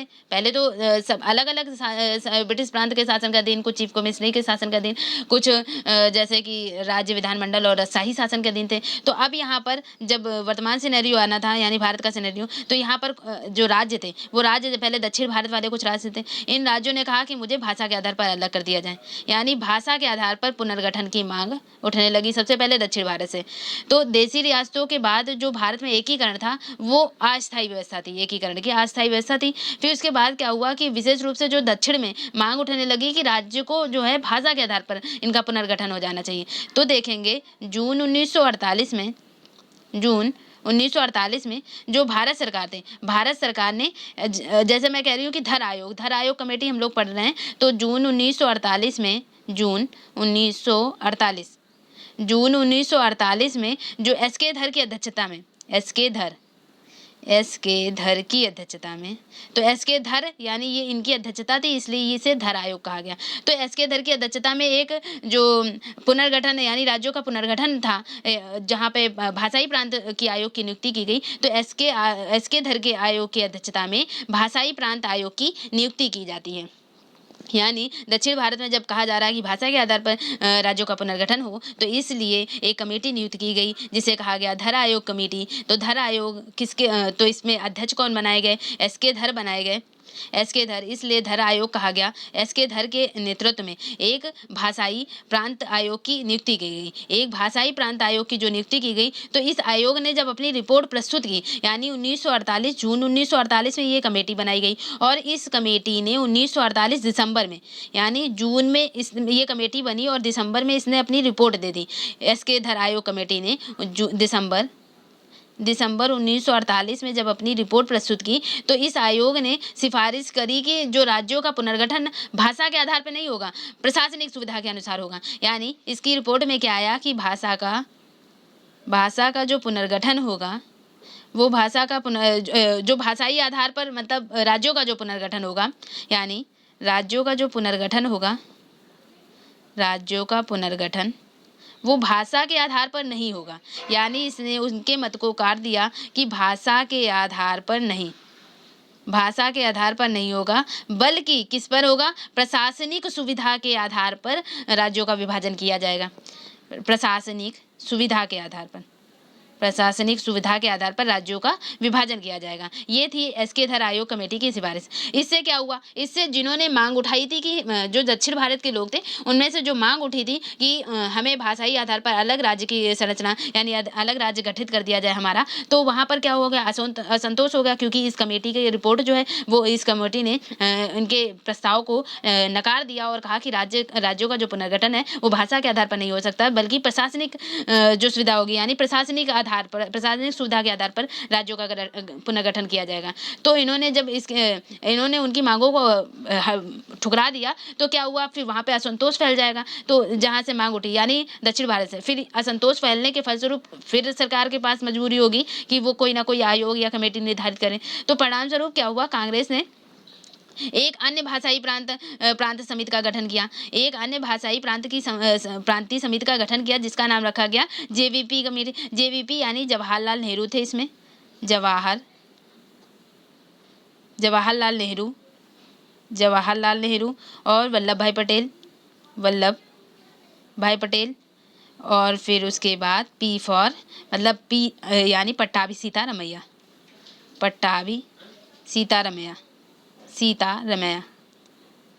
ठीक है, तो जेवीपी कमेटी नियुक्त की गई जब एस.के. धर ने इनकी मांगों को ठुकरा दिया। एस.के. धर का जो मत था वो ये था कि जो राज्यों का पुनर्गठन हो सकता है वो भाषा के आधार पर नहीं बल्कि प्रशासनिक सुविधा के आधार पर होगा। फिर उसके बाद जो जेवीपी कमेटी आई, जेवीपी कमेटी ने जिसमें से 3 लोग थे, जवाहरलाल नेहरू, वल्लभ भाई पटेल और पट्टाभी सीतारामैया। तो इन्होंने बताया कि जो तो आप देखेंगे कि जो जेवीपी कमेटी थी, तो जेवीपी कमेटी जवाहरलाल नेहरू, वल्लभ भाई पटेल और पट्टाभी सीतारामैया। आप जानते हैं कि वल्लभ भाई पटेल देशी रियासतों को एकीकरण के लिए इन्होंने पूरा अपना खून पसीना एक कर दिया। तो जब वल्लभ भाई पटेल खुद इन्होंने देशी रियासतों को एक किया था, तो अब वो भाषा के आधार पर कैसे अलग होने देते? यानी जेवीपी कमेटी ने भी इनकी मांगों को नहीं मांगा, यानी भाषाई आधार पर राज्यों का पुनर्गठन नहीं किया गया। यानी पहले एस.के. धर आयोग की अध्यक्षता में भाषाई आधार पर राज्यों का पुनर्गठन करना था, उसने भी इनकार कर दिया। जेवीपी कमेटी ने भी नहीं माना, लेकिन फिर सरकार को मजबूर हो जाना पड़ता है जब 1953 में भारत सरकार को भाषा के आधार पर राज्यों का राज्य का गठन करने के लिए मजबूर होना पड़ा। क्यों मजबूर होना पड़ा? कि जो मद्रास यानी तमिलनाडु वाला रीजन, तमिलनाडु को पुराना नाम, तो मद्रास में जब जो तेलुगु भाषी लोग थे उन्होंने क्या किया था, उन्होंने तेलुगु भाषी जो लोग थे उन्होंने आंध्र प्रदेश के गठन की मांग की। आंध्र प्रदेश के गठन के अंतर्गत उन्होंने क्या किया, इसमें से एक बहुत बड़ा आंदोलन चला, एक लंबा विरोधी आंदोलन चलने के फलस्वरूप क्या हुआ, जो एक नेता थे पोट्टी श्री रामल्लू, यानी 1953 में भाषाई आधार पर सबसे पहले गठित होगा जो राज्य, वो आंध्र प्रदेश होगा। वो क्योंकि तमिलनाडु से जो तेलुगु भाषी लोग थे, मद्रास के तेलुगु भाषी लोग थे, वो एक अलग भाषा के आधार पर एक अलग राज्य के गठन की मांग कर रहे थे। उसके फलस्वरूप क्या हुआ, जब नहीं मांग मानी जा रही थी तो 56 दिन की भूख हड़ताल के फलस्वरूप, यानी एक नेता थे पोट्टी श्री रामल्लू,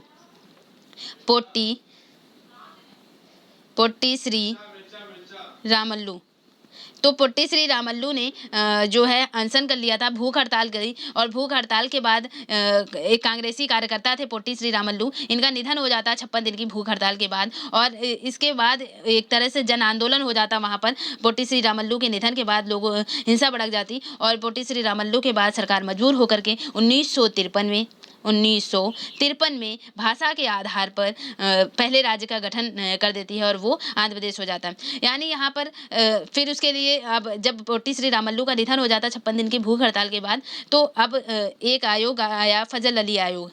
तब क्या आया? फजल अली आयोग आता है। तो ये फजल अली आयोग किससे संबंधित है? तो आंध्र प्रदेश के निर्माण से। आपसे पूछा जाए कि आंध्र प्रदेश के निर्माण से अन्य क्षेत्रों में भी जब फजल अली आयोग कमेटी गठित की जाती है, यानी 1953, आपसे पूछा जाए भाषा के आधार पर सबसे पहले गठित होने वाला राज्य कौन था? आंध्र प्रदेश था। कब हुआ? 1953 में हुआ। फिर उसके बाद जब फजल अली आयोग एक दूसरा आयोग बनाया गया, यानी दोनों तो इनकार कर दिया था, जेवीपी और धर आयोग ने, फिर एक फजल अली आयोग जब बनाया गया, फजल अली आयोग जब आंध्र प्रदेश को भाषा के आधार पर अलग कर दिया गया, तो जो अन्य राज्य थे वो भी भाषा के आधार पर अलग होना चाह रहे थे, यानी अन्य क्षेत्रों में भी भाषा के आधार पर राज्य के बनाने की मांग उठने लगेगी। तो अन्य देशों में इस कारण क्या हुआ, भारत सरकार ने 1953 में ही एक 3 सदस्यीय राज्य पुनर्गठन आयोग की नियुक्ति करी। 1953 में ही एक राज्य पुनर्गठन आयोग की नियुक्ति करी, राज्य पुनर्गठन आयोग की नियुक्ति करी। और इसके अध्यक्ष कौन बनाए गए? इसके अध्यक्ष फजल अली बनाए गए, यानी फजल अली की अध्यक्षता में, इसलिए जिसकी अध्यक्षता हो रही है उसके नाम पर उस आयोग का नाम पड़ जा रहा है, फजल अली आयोग। यानी फजल अली की अध्यक्षता में राज्य पुनर्गठन आयोग 1953 में बनाया गया। 3 सदस्य थे इसमें भी। इसमें जो एक तो फजल अली हो गए, अध्यक्ष हो गए, 2 अन्य जो सदस्य फजल अली आयोग के अंतर्गत, फजल अली आयोग की अध्यक्षता में 2 अन्य थे, उनमें से के एम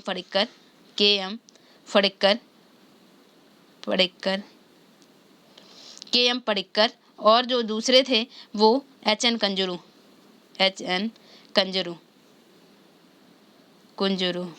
कुंजरू, ठीक है। तो फजल अली आयोग की अध्यक्षता में 2 अन्य सदस्य के एम पडिक्कर और एच एन कुंजरू, ये जो 2 सदस्य थे फजल अली आयोग में, इन्होंने अपनी रिपोर्ट कब दी? 1955 में। यानी 1953 में ये आयोग बना और 1955 में इन्होंने अपनी रिपोर्ट पेश की और इस बात को व्यापक रूप से स्वीकार कर लिया कि राज्यों का जो पुनर्गठन है वो भाषा को ही मुख्य आधार बनाना चाहिए। कि इन्होंने 1955 में फजल अली आयोग आया और फजल अली आयोग ने 1955 में ये बात मानी यानी ये बात स्वीकार की कि जो राज्यों का पुनर्गठन है, राज्यों का पुनर्गठन भाषा को मुख्य आधार बनाकर किया जाना चाहिए, यानी भाषा को मुख्य आधार। लेकिन इससे क्या हो जाता, इसने ये भी बात कही साथ में कि इससे एक राज्य और एक भाषा के सिद्धांत को लेकिन अस्वीकार कर दिया कि इस तरह तो जितने स्टेट होंगे उतने भाषा के आधार पर उतने ही भाषा के आधार पर उतने ही स्टेट बन जाएंगे, यानी जहाँ पे जिस तरह की भाषा उस तरह के। तो यहाँ पे इन्होंने क्या किया, इन्होंने एक राज्य यानी इन्होंने कहा हर राज्य भाषा के आधार पर अलग नहीं हो सकता। इन्होंने क्या कहा, एक राज्य एक भाषा के सिद्धांत को क्या कर देते हैं, अस्वीकार करते हैं। कौन, जो फजल अली आयोग की अध्यक्षता में 1955 में इन्होंने अपनी रिपोर्ट प्रस्तुत की। 1953 में फजल अली आयोग बनाया गया, जबकि जो 1953 में भाषा के आधार पर जो आंध्र प्रदेश अलग हुआ उस समय कमेटी नहीं बन पाई थी, क्योंकि 1953 में वो तो पोटी श्री रामल्लू के निधन के फलस्वरूप सरकार को मजबूर होकर भाषा के आधार पर आंध्र प्रदेश को अलग करना पड़ा, पहला जो राज्य था 1953 में। उसके बाद फजल अली आयोग बनाया गया 1953 में 3 सदस्य रहे फजल अली आयोग की अध्यक्षता में। जो 3 सदस्य रहे उनमें से 2 सदस्य के एम पडिक्कर और एच एन कुंजरू। तो इस आयोग ने 1955 में अपनी रिपोर्ट प्रस्तुत की और उस रिपोर्ट में बताया कि जो राज्यों का पुनर्गठन हो सकता है वो भाषा को मुख्य आधार बनाना चाहिए। यानी पहले फजल अली आयोग ने पहली बार माना कि भाषा को आधार बनाना चाहिए राज्यों को पुनर्गठन के लिए। फिर लेकिन इन्होंने साथ में ये भी बात कही कि एक राज्य एक भाषा का सिद्धांत नहीं होना चाहिए। इसका मत था कि कोई भी जो राजनीतिक इकाई है वो उस राजनीतिक इकाई में भारत को प्रमुखता दी जानी चाहिए। यानी यहाँ पर मेनली जो है वो भारत, एक तरह से भारत को प्रमुखता दी जानी चाहिए, इसके बाद राज्य आना चाहिए। यानी इसका मत था कि एक राज्य एक भाषा नहीं होनी चाहिए कि हर राज्य अलग है और हर भाषा के आधार पर सारे राज्यों का गठन हो गया। इन्होंने एक राज्य एक भाषा के सिद्धांतों को अस्वीकार किया और इनका मत था कि जो भारत की एकता है उसको प्रमुखता दी जानी चाहिए। यानी समिति ने किसी राज्य पुनर्गठन योजना के लिए जो 4 बड़े कारक की पहचान करी कि जो 4 बड़े कारक जिसके फलस्वरूप राज्य का गठन हो सकता था, उनके 4 पॉइंट क्या थे। इनके 4 पॉइंट थे, पहला कि इन्होंने जो बताया कि देश की एकता और सुरक्षा अक्षुण्ण होनी चाहिए। यानी देश की सबसे पहली, अगर कोई भी राज्य अलग होना चाहता है देश के भाषा के आधार पर, तो उसके लिए पहले ये कंडीशन फॉलो की जाएगी, इसको पहले प्राथमिकता दी जाएगी कि इससे कहीं देश की अखंडता और सुरक्षा पर भी तो नहीं आँच आ रही है, यानी इससे देश की अखंडता तो नहीं प्रभावित होगी। तो पहले देश की एकता और सुरक्षा को महत्व दिया जाएगा। दूसरी बात थी कि भाषाई और सांस्कृतिक एकरूपता देखी जाएगी। यानी भाषा और सांस्कृतिक पहले, यानी राज्य का गठन तो होगा, लेकिन राज्य का गठन इस बेसिस पे होगा कि इससे अगर कहीं भारत की एकता और अखंडता को आँच ना आए, इस आधार पर हो सकता है राज्य का गठन। और वहाँ पर भाषाई और सांस्कृतिक एकता हो, वित्तीय, आर्थिक और प्रशासनिक तर्क हो, वित्तीय, आर्थिक और प्रशासनिक तर्क होने चाहिए।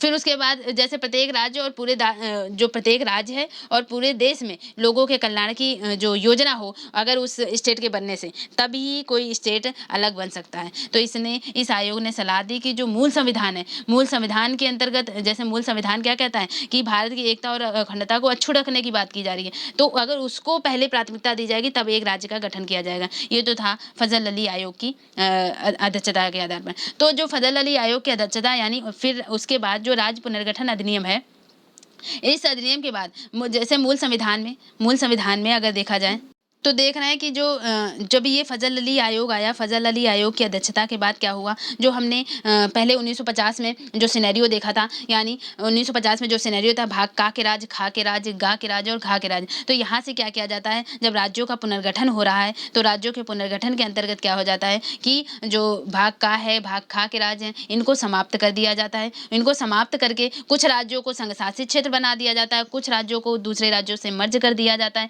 तो यहाँ से आप क्या देखेंगे कि 1956 राज्य पुनर्गठन अधिनियम, 1956 राज्य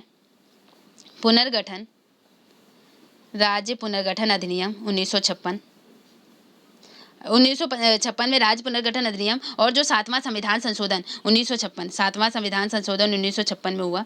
तो इसके अंतर्गत क्या हुआ, इसके अंतर्गत 7वें संविधान संशोधन के अंतर्गत और राज्य पुनर्गठन अधिनियम जो 1956 कहता है, इसके आधार पर इसको बेस बना करके क्या किया गया, जो भाग का थे भाग खा थे, इनके बीच की दूरी को समाप्त कर दिया जाता और इनमें से जो कुछ राज्य थे उनको पड़ोसी राज्य बना दिया जाता है, कुछ को संघ शासित राज्य बना दिया जाता है। इस तरह से इनको मर्ज कर दिया जाता है और परिणाम स्वरूप क्या हो जाता है, जब 1956 में 14 राज्य और 6 केंद्र शासित प्रदेश का गठन हो जाता है। 6 केंद्र शासित प्रदेशों का गठन हो जाता है। कब? 1956 में।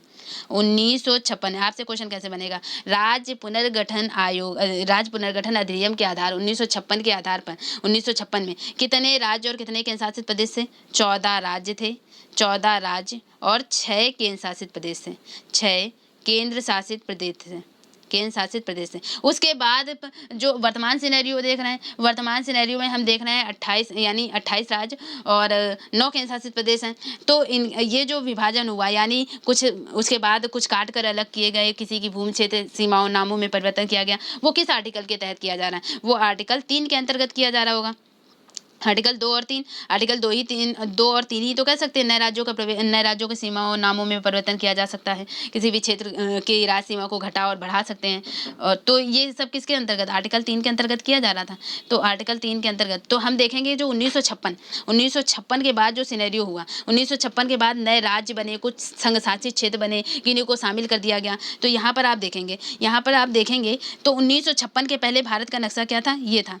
यानी आपने देखा कि जब आज़ादी के समय भारत का नक्शा क्या था कि यानी कुछ ब्रिटिश येलो रीजन जो था वो ब्रिटिश गवर्नमेंट के शासन के अधीन था, जो पिंक रीजन था वो देसी रियासतों के अधीन था। उसके बाद वाला सिनेरियो क्या हुआ, उसके बाद 1950 में क्या था, 1950 में क, ख, ग और घ के अंतर्गत जो हेड, जिसमें क के अंतर्गत हेड जो था वो ब्रिटिश गवर्नर हुआ करता था। यानी उनके आधार पर 4, यानी जो आज़ादी के बाद 1950 में भारतीय क्षेत्र थे वो 4 भागों में विभाजित थे, भाग का के राज, भाग खा के राज, भाग गा के राज और भाग घा के राज। फिर 1956 के तहत इन सबको समाप्त कर दिया गया। इन सबको समाप्त करने के बाद 1953 में पहला जो 1953 में राज्य पुनर्गठन आयोग के अधिनियम के आधार पर ही जो 1953 में आंध्र प्रदेश को पहला बना दिया जाता, भाषाई आधार पर आंध्र प्रदेश, हैदराबादी ये आंध्र प्रदेश, ठीक है।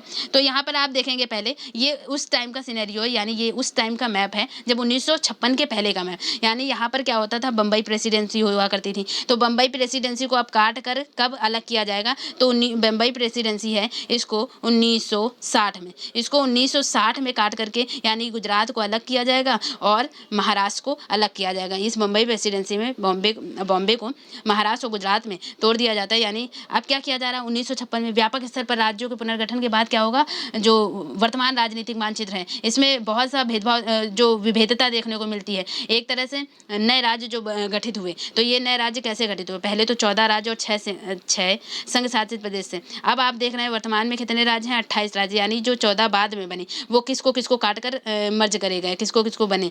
तो आप देखेंगे अगर इसका जो मैप देखेंगे, यानी पहले जैसा था कि पहले अगर देखेंगे ये बॉम्बे, आप इधर देखें, यानी ये पहले का है, 1956 के पहले का है और ये है वर्तमान।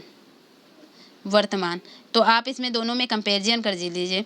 ये देखिए बॉम्बे, ये बॉम्बे एक में है, यानी गुजरात और बॉम्बे वाला रीजन एक में है। यहाँ पर गुजरात और महाराष्ट्र अलग अलग किया गया। कब किया गया, तो 1960 में।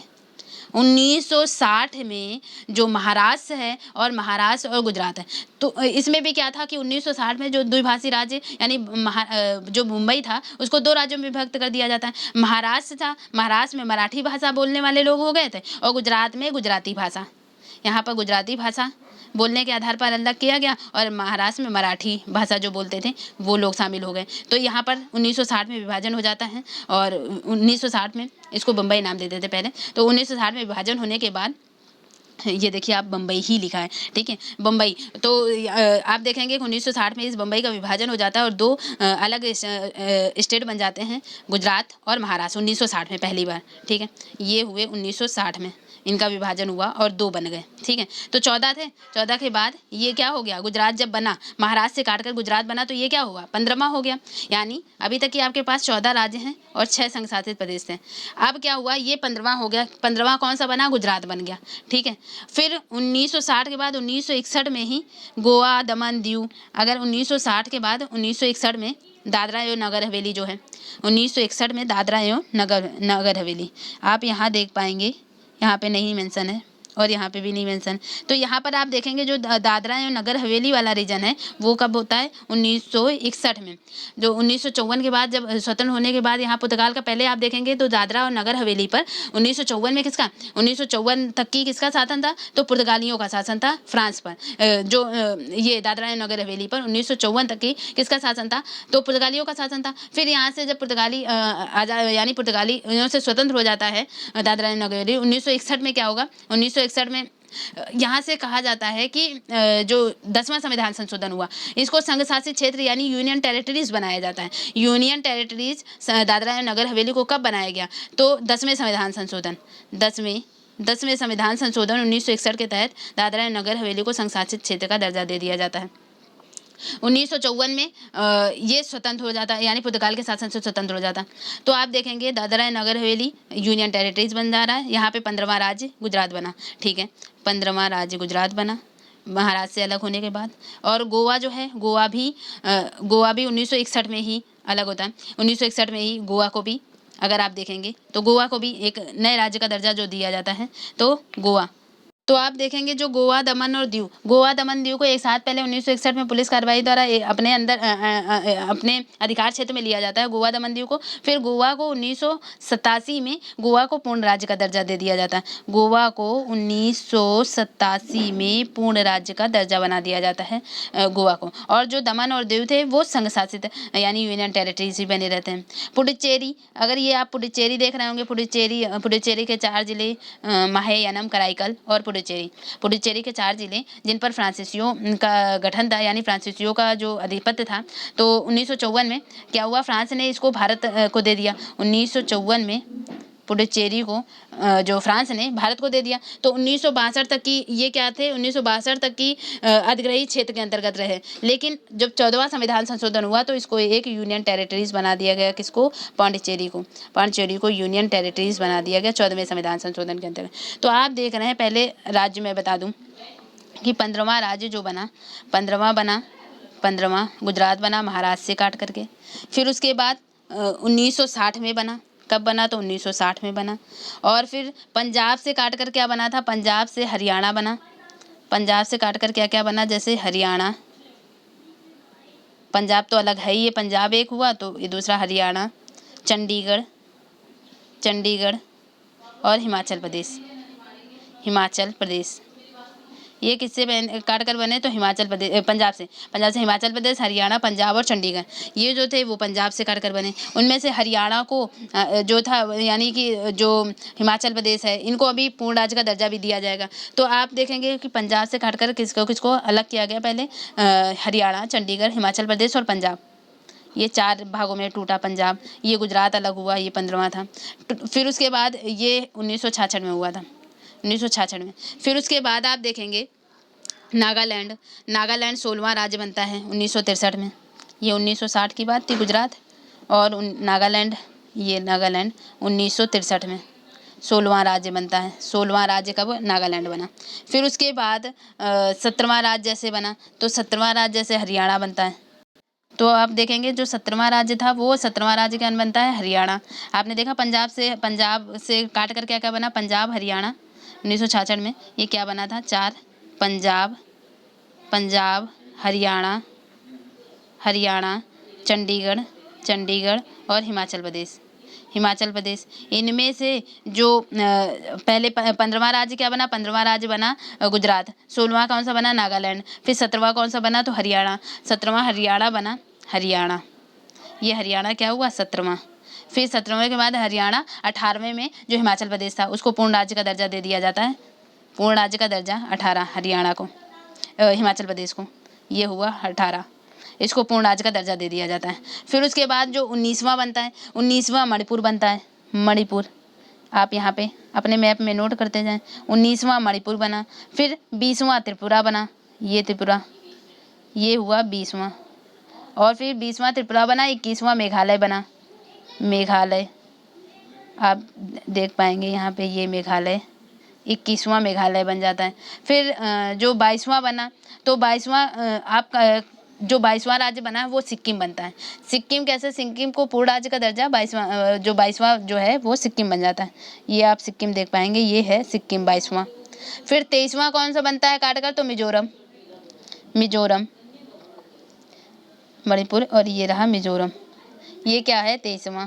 मिजोरम के बाद 24वां जो बना वो अरुणाचल प्रदेश, 24वां अरुणाचल प्रदेश, 24वां अरुणाचल प्रदेश। फिर 25वां कौन सा बनता है, तो 25वां जो बनता है वो अरुणाचल, 23वां अगर मिजोरम है, 24वां अरुणाचल प्रदेश, तो 25वां गोवा, 25वां गोवा, ये रहा गोवा, और 25वां जो बनता है वो गोवा बन जाता है। तो इस तरह से आप देखेंगे कि 25 राज्यों का गठन, फिर 26, 27, 28 3 राज्य जो बने, तो 26वां छत्तीसगढ़, ये 26वां छत्तीसगढ़ बना। फिर 26 के बाद 27 उत्तराखंड बना, ये 2000 में है। यानी छत्तीसगढ़, उत्तराखंड और झारखंड, ये जो विभाजन होता है ये 2000 को ये काट कर अलग बनाए गए हैं, 2000 को। तो 26वां जो बना वो छत्तीसगढ़ बना, और 27वां जो बना, 27वां उत्तराखंड 27वां है, और 28वां जो बना वो झारखंड, 28वां झारखंड। आप अपनी कॉपी में नोट कर लें, आप सिनेरियो बैठा पाएंगे। 26, 27, 28, 26 है छत्तीसगढ़, 27वां उत्तराखंड, फिर 28वां है झारखंड, 29वां कौन है, तेलंगाना। 2 जून 2014 को काटकर अलग बना। किससे काटकर अलग बना, आंध्र प्रदेश की राजधानी, आंध्र प्रदेश से काटकर अलग बनाया गया तेलंगाना को 2 जून 2014 को।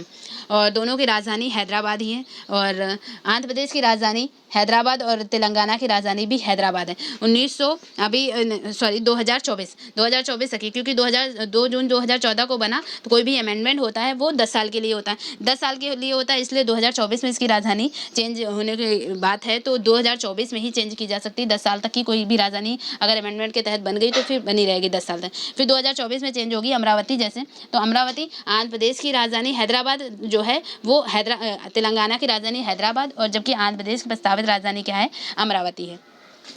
तो इस आधार पर आपने देखा कि राज्यों का किस आधार पर जो 28 राज्य बने, 14 से 28 तक की आपने देखा वो कैसे गए हैं। तो ये तो 14 से 28 तक की जो राज्य थे उनका गठन हो गया।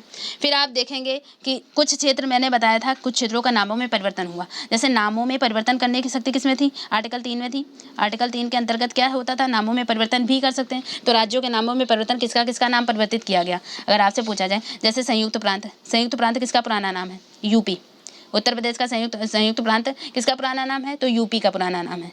फिर उसके बाद मद्रास यानी तमिलनाडु का पुराना नाम मद्रास जो है किसका पुराना नाम है, तमिलनाडु का, या फिर तमिलनाडु का पुराना नाम मद्रास, तो मद्रास का नया नाम क्या है, तमिलनाडु है।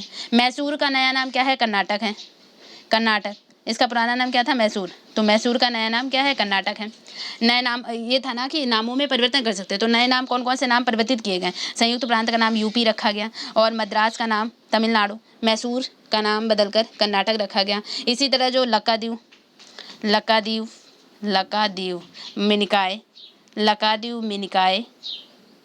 मिनिकाय और अमीनी द्वीप, ये इसका नाम बदलकर क्या रखा गया, लकाद्वीप, मिनिकाय, अमीनी द्वीप का नाम बदल करके क्या रखा गया, लक्षद्वीप रखा गया। और इसी तरह से जैसे संघ शासित क्षेत्र है, जैसे दिल्ली का नाम बदलकर क्या रखा गया, राष्ट्रीय राजधानी क्षेत्र दिल्ली को क्या रखा गया, राष्ट्रीय राजधानी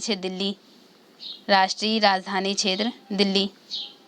ये किस संविधान संशोधन के अंतर्गत राष्ट्रीय राजधानी क्षेत्र दिल्ली रखा गया, तो आपसे पूछा जाता है कि दिल्ली को राष्ट्रीय राजधानी क्षेत्र किस संविधान संशोधन, 69वें संविधान संशोधन 69 में 69वें संविधान संशोधन 1991 के द्वारा क्या हुआ, जो दिल्ली था, दिल्ली को राष्ट्रीय राजधानी क्षेत्र दिल्ली कहा गया। फिर उसके बाद जैसे उत्तरांचल का नाम बदल करके क्या रखा गया, उत्तराखंड, ये उत्तराखंड है, इसका पुराना नाम क्या था, उत्तरांचल।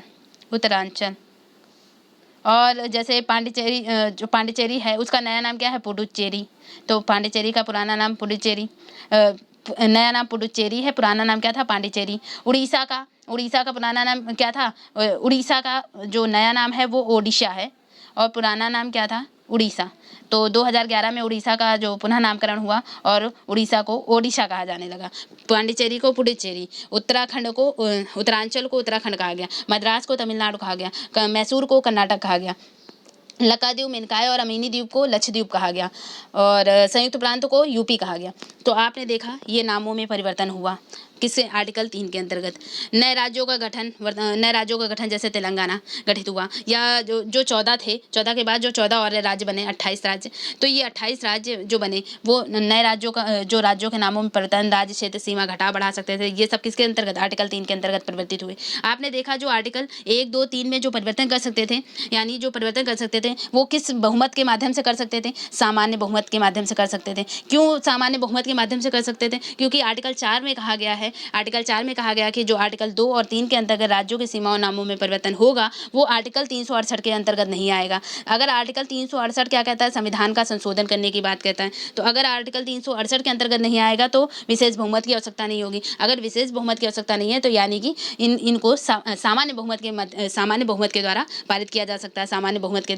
तो इसके लिए क्या होगा कि यानी नए राज्यों का गठन करना है, कुछ भी नामों सीमाओं में परिवर्तन करना है, उसके लिए कौन से बहुमत की आवश्यकता होती है, तो सामान्य बहुमत की आवश्यकता होती है, सामान्य बहुमत। तो आई होप आपने बहुत अच्छा सीखा आर्टिकल 1, आर्टिकल 2, आर्टिकल 3 और आर्टिकल 4 यहाँ से, यानी इसके आधार पर जेवीपी कमेटी और एसके धर आयोग, फजल अली आयोग 1953 में आंध्र प्रदेश पहला भाषा के आधार पर पहला पुनर्गठन जो राज्य बना, राज्य पुनर्गठन आधार पर आंध्र प्रदेश पहला भाषा के आधार पर अलग हुआ राज्य हुआ।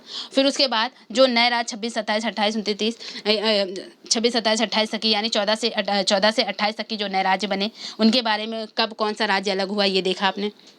1950 के पहले यानी देसी रियासतों के पहले भारत का सिनेरियो कैसा था, 1950 के बाद का खा गा घा जो राज्य थे उनको मर्ज करके जो वर्तमान सिनेरियो बनाया गया, यानी वर्तमान राज्यों का जो आप देख पा रहे हैं ये बने। और इससे बाहर मुझे लगता है कोई क्वेश्चन नहीं आएगा आपका, यानी आर्टिकल इन चारों को आपने बहुत अच्छे से सीख लिया। आई होप आपको सेशन अच्छा लगा होगा, तो लाइक करें, कमेंट करें, शेयर करें। ओके दोस्तों, thank you, do subscribe my channel. आते जाते मैं आपसे क्वेश्चन पुटअप कर लेती हूँ कि आपने आज क्या सीखा। तो आपने क्या सीखा, अगर मैं आपसे क्वेश्चन पूछती हूँ, आप बताएं। जूनागढ़ जो रियासत थी, जूनागढ़ रियासत को कैसे शामिल किया गया, जूनागढ़ रियासत को कैसे शामिल किया गया भारत में। तो आपका आंसर क्या होना चाहिए, सोचें ज़रा। जूनागढ़ को कैसे शामिल किया गया था, जनमत संग्रह के माध्यम से। जूनागढ़ को जनमत संग्रह के माध्यम से। आपसे पूछा जा रहा है हैदराबाद रियासत को कैसे शामिल किया गया। हैदराबाद को पुलिस कार्रवाई या सशक्त कार्रवाई के माध्यम से। हैदराबाद रियासत को कैसे शामिल किया गया, पुलिस कार्रवाई या सशक्त कार्रवाई के माध्यम से। जम्मू कश्मीर को विलय पत्र पर साइन करके शामिल किया गया। आपसे क्वेश्चन बनता है जेवीपी कमेटी के नाम बताएं। जेवीपी कमेटी में कौन कौन से थे, जवाहरलाल नेहरू, वल्लभ भाई पटेल और पट्टाभी सीतारमैया। अगर आपसे पूछा जाए फजल अली आयोग की अध्यक्षता में कितने सदस्य थे, फजल अली आयोग की अध्यक्षता में 3 सदस्य। कौन अध्यक्ष था, फजल अली थे। कौन और जो 2 अन्य लोग थे तो एच एन कंजरू और जो थे, यानी फजल अली आयोग में आपसे पूछा जा रहा कि कौन कौन से नेता शामिल थे। के.एम. फडिक्कर, तो एच.एन. कंजरू, के.एम. फडिक्कर, यानी फजल अली आयोग और फजल अली आयोग की अध्यक्षता में। धर आयोग कमेटी क्या थी, धर आयोग एस.के. धर की अध्यक्षता में राज्य पुनर्गठन आयोग के संदर्भ में जो कमेटी बनाई गई। और यानी आपसे पूछा जाए धर आयोग कमेटी और जेवीपी कमेटी जो थी उसने भाषाई आधार पर राज्यों के पुनर्गठन की मांग को स्वीकार किया या अस्वीकार किया। तो आपका आंसर क्या होगा, अस्वीकार कर दिया। फजल अली आयोग जब बना तब इसने जो मत आया इसके आधार पर कि राज्यों का पुनर्गठन भाषा के आधार पर ही होना चाहिए, इसने बताया। आपसे क्वेश्चन पूछा जाता है, जैसे अगर आपसे पूछा जाए नवा संविधान संशोधन द्वारा भारत में कौन से राज्य पाकिस्तान को सौंप दिए गए। यानी आपसे क्वेश्चन पूछा जा रहा है नवे संविधान, सब कुछ पढ़ाया है इस सेशन में। नवे संविधान संशोधन का संबंध किस मामले से है। अगर आपसे पूछा जाए नवे संविधान संशोधन का संबंध किस मामले से है तो बेरुबाड़ी मामला। नवा संविधान संशोधन द्वारा भारत में कौन सा राज्य क्षेत्र जो है पाकिस्तान को सौंपा गया, तो बेरुबाड़ी राज्य क्षेत्र सौंपा गया पाकिस्तान को। अगर कहा जाए जो डॉक्टर राजेंद्र प्रसाद थे, डॉक्टर राजेंद्र प्रसाद द्वारा किसकी अध्यक्षता में 4 सदस्यीय भाषाई प्रांत गठित की गई। यानी डॉक्टर राजेंद्र प्रसाद की अध्यक्षता में डॉक्टर राजेंद्र प्रसाद द्वारा किसकी अध्यक्षता में 4 सदस्यीय भाषाई प्रांत आयोग गठित की गई, तो एस के धर आयोग की अध्यक्षता में। एस के धर आयोग तो इसमें 4 सदस्यीय भाषाई प्रांत आयोग गठित किया गया था। ठीक है, जेवीपी कमेटी, तो जेवीपी कमेटी से जो क्वेश्चन बनता है, जैसे कह दिया जाए, कांग्रेस कार्य समिति द्वारा राज्यों के पुनर्गठन पर सुझाव हेतु, राज्यों के पुनर्गठन पर सुझाव हेतु जो जेवीपी कमेटी घोषित की गई, उसके मुख्य सुझाव क्या थे? तो उसने क्या बताया था कि भाषाई आधार पर राज्यों के पुनर्गठन की मांग को अस्वीकार कर दिया था, और उसने सुझाव दिया था कि जो राज्यों का पुनर्गठन हो सकता उसको व्यापक जन आग्रह के आधार पर विचार किया जाना चाहिए। यानी जो जेवीपी कमेटी थी उसने औपचारिक जो भाषा के आधार पर इसने अस्वीकार कर दिया था, लेकिन इसने ये भी एक साथ में सुझाव दिया था कि राज्यों का पुनर्गठन हो सकता है। राज्यों का पुनर्गठन किस आधार पर? प्रशासनिक जो है, प्रशासनिक आधार को सुविधा के अनुसार होना चाहिए राज्यों का पुनर्गठन। ये तो था कि जेवीपी कमेटी और एस के धरा आयोग से क्वेश्चन बनने वाला। अगर आपसे पूछा जाए तमिल भाषी, अगर आपसे क्या पूछा जाए, तमिल भाषियों के लिए अलग राज्य की मांग करते समय जो आमरण अनशन था, आमरण अनशन में किसकी मृत्यु हो जाती तमिल भाषियों के लिए अलग राज्य की मांग करते थे? पोट्टी श्री रामल्लू, पोट्टी श्री रामल्लू। अगर आपसे पूछा जाए संविधान के किस अनुच्छेद के तहत भारत के राज्यों को संघ घोषित किया गया है? भारत के राज्यों को संघ, भारत राज्यों का एक संघ होगा, किस आर्टिकल के तहत? आर्टिकल 1। किसी राज्य के क्षेत्र, नाम और सीमा में परिवर्तन करने वाला जो विधेयक है, किसकी सिफारिश से संसद में प्रस्तुत किया जाएगा? तो किसकी सिफारिश से संसद में प्रस्तुत किया जाएगा? राष्ट्रपति की सिफारिश में, राष्ट्रपति की मंजूरी से, राष्ट्रपति की सिफारिश से प्रस्तुत किया जाएगा। अगर आपसे पूछा जाए भारत के राज्यों और उसके राज्य क्षेत्रों को किस अनुसूची में विनिर्दिष्ट किया गया है? आपसे क्वेश्चन पूछा जाए कि भारत के राज्यों और उसके राज्य क्षेत्रों को किस अनुसूची में विनिर्दिष्ट किया गया है, तो किस अनुसूची में? प्रथम अनुसूची में। ठीक है, आप भारत के राज्य क्षेत्र भारत के राज्य क्षेत्र में कौन कौन से क्षेत्र आते हैं? तो भारत के राज्य क्षेत्र में कौन कौन से क्षेत्र आते हैं अगर पूछा जाए, तो जैसे भारत के जो पहली अनुसूची हमने डिस्कस करी थी, उसके अंतर्गत कौन से भारत के राज्य क्षेत्र के अंतर्गत कौन कौन से क्षेत्र आते थे? राज्यों के राज्य क्षेत्र यानी राज्य क्षेत्र आते थे, संघ क्षेत्र, और तीसरा हो जाता था भारत द्वारा अधिग्रहण या अर्जित जो राज्य क्षेत्र होते थे वो आ जाते थे आर्टिकल 1 में, जो 3 पॉइंट डिस्कस किए गए थे। तो आपने वर्तमान में अगर पूछा जाए वर्तमान में कितने राज्य और कितने केंद्र शासित प्रदेश हैं, कितने संघ शासित प्रदेश हैं, तो वर्तमान में 28 राज्य और 9 संघ शासित प्रदेश हैं।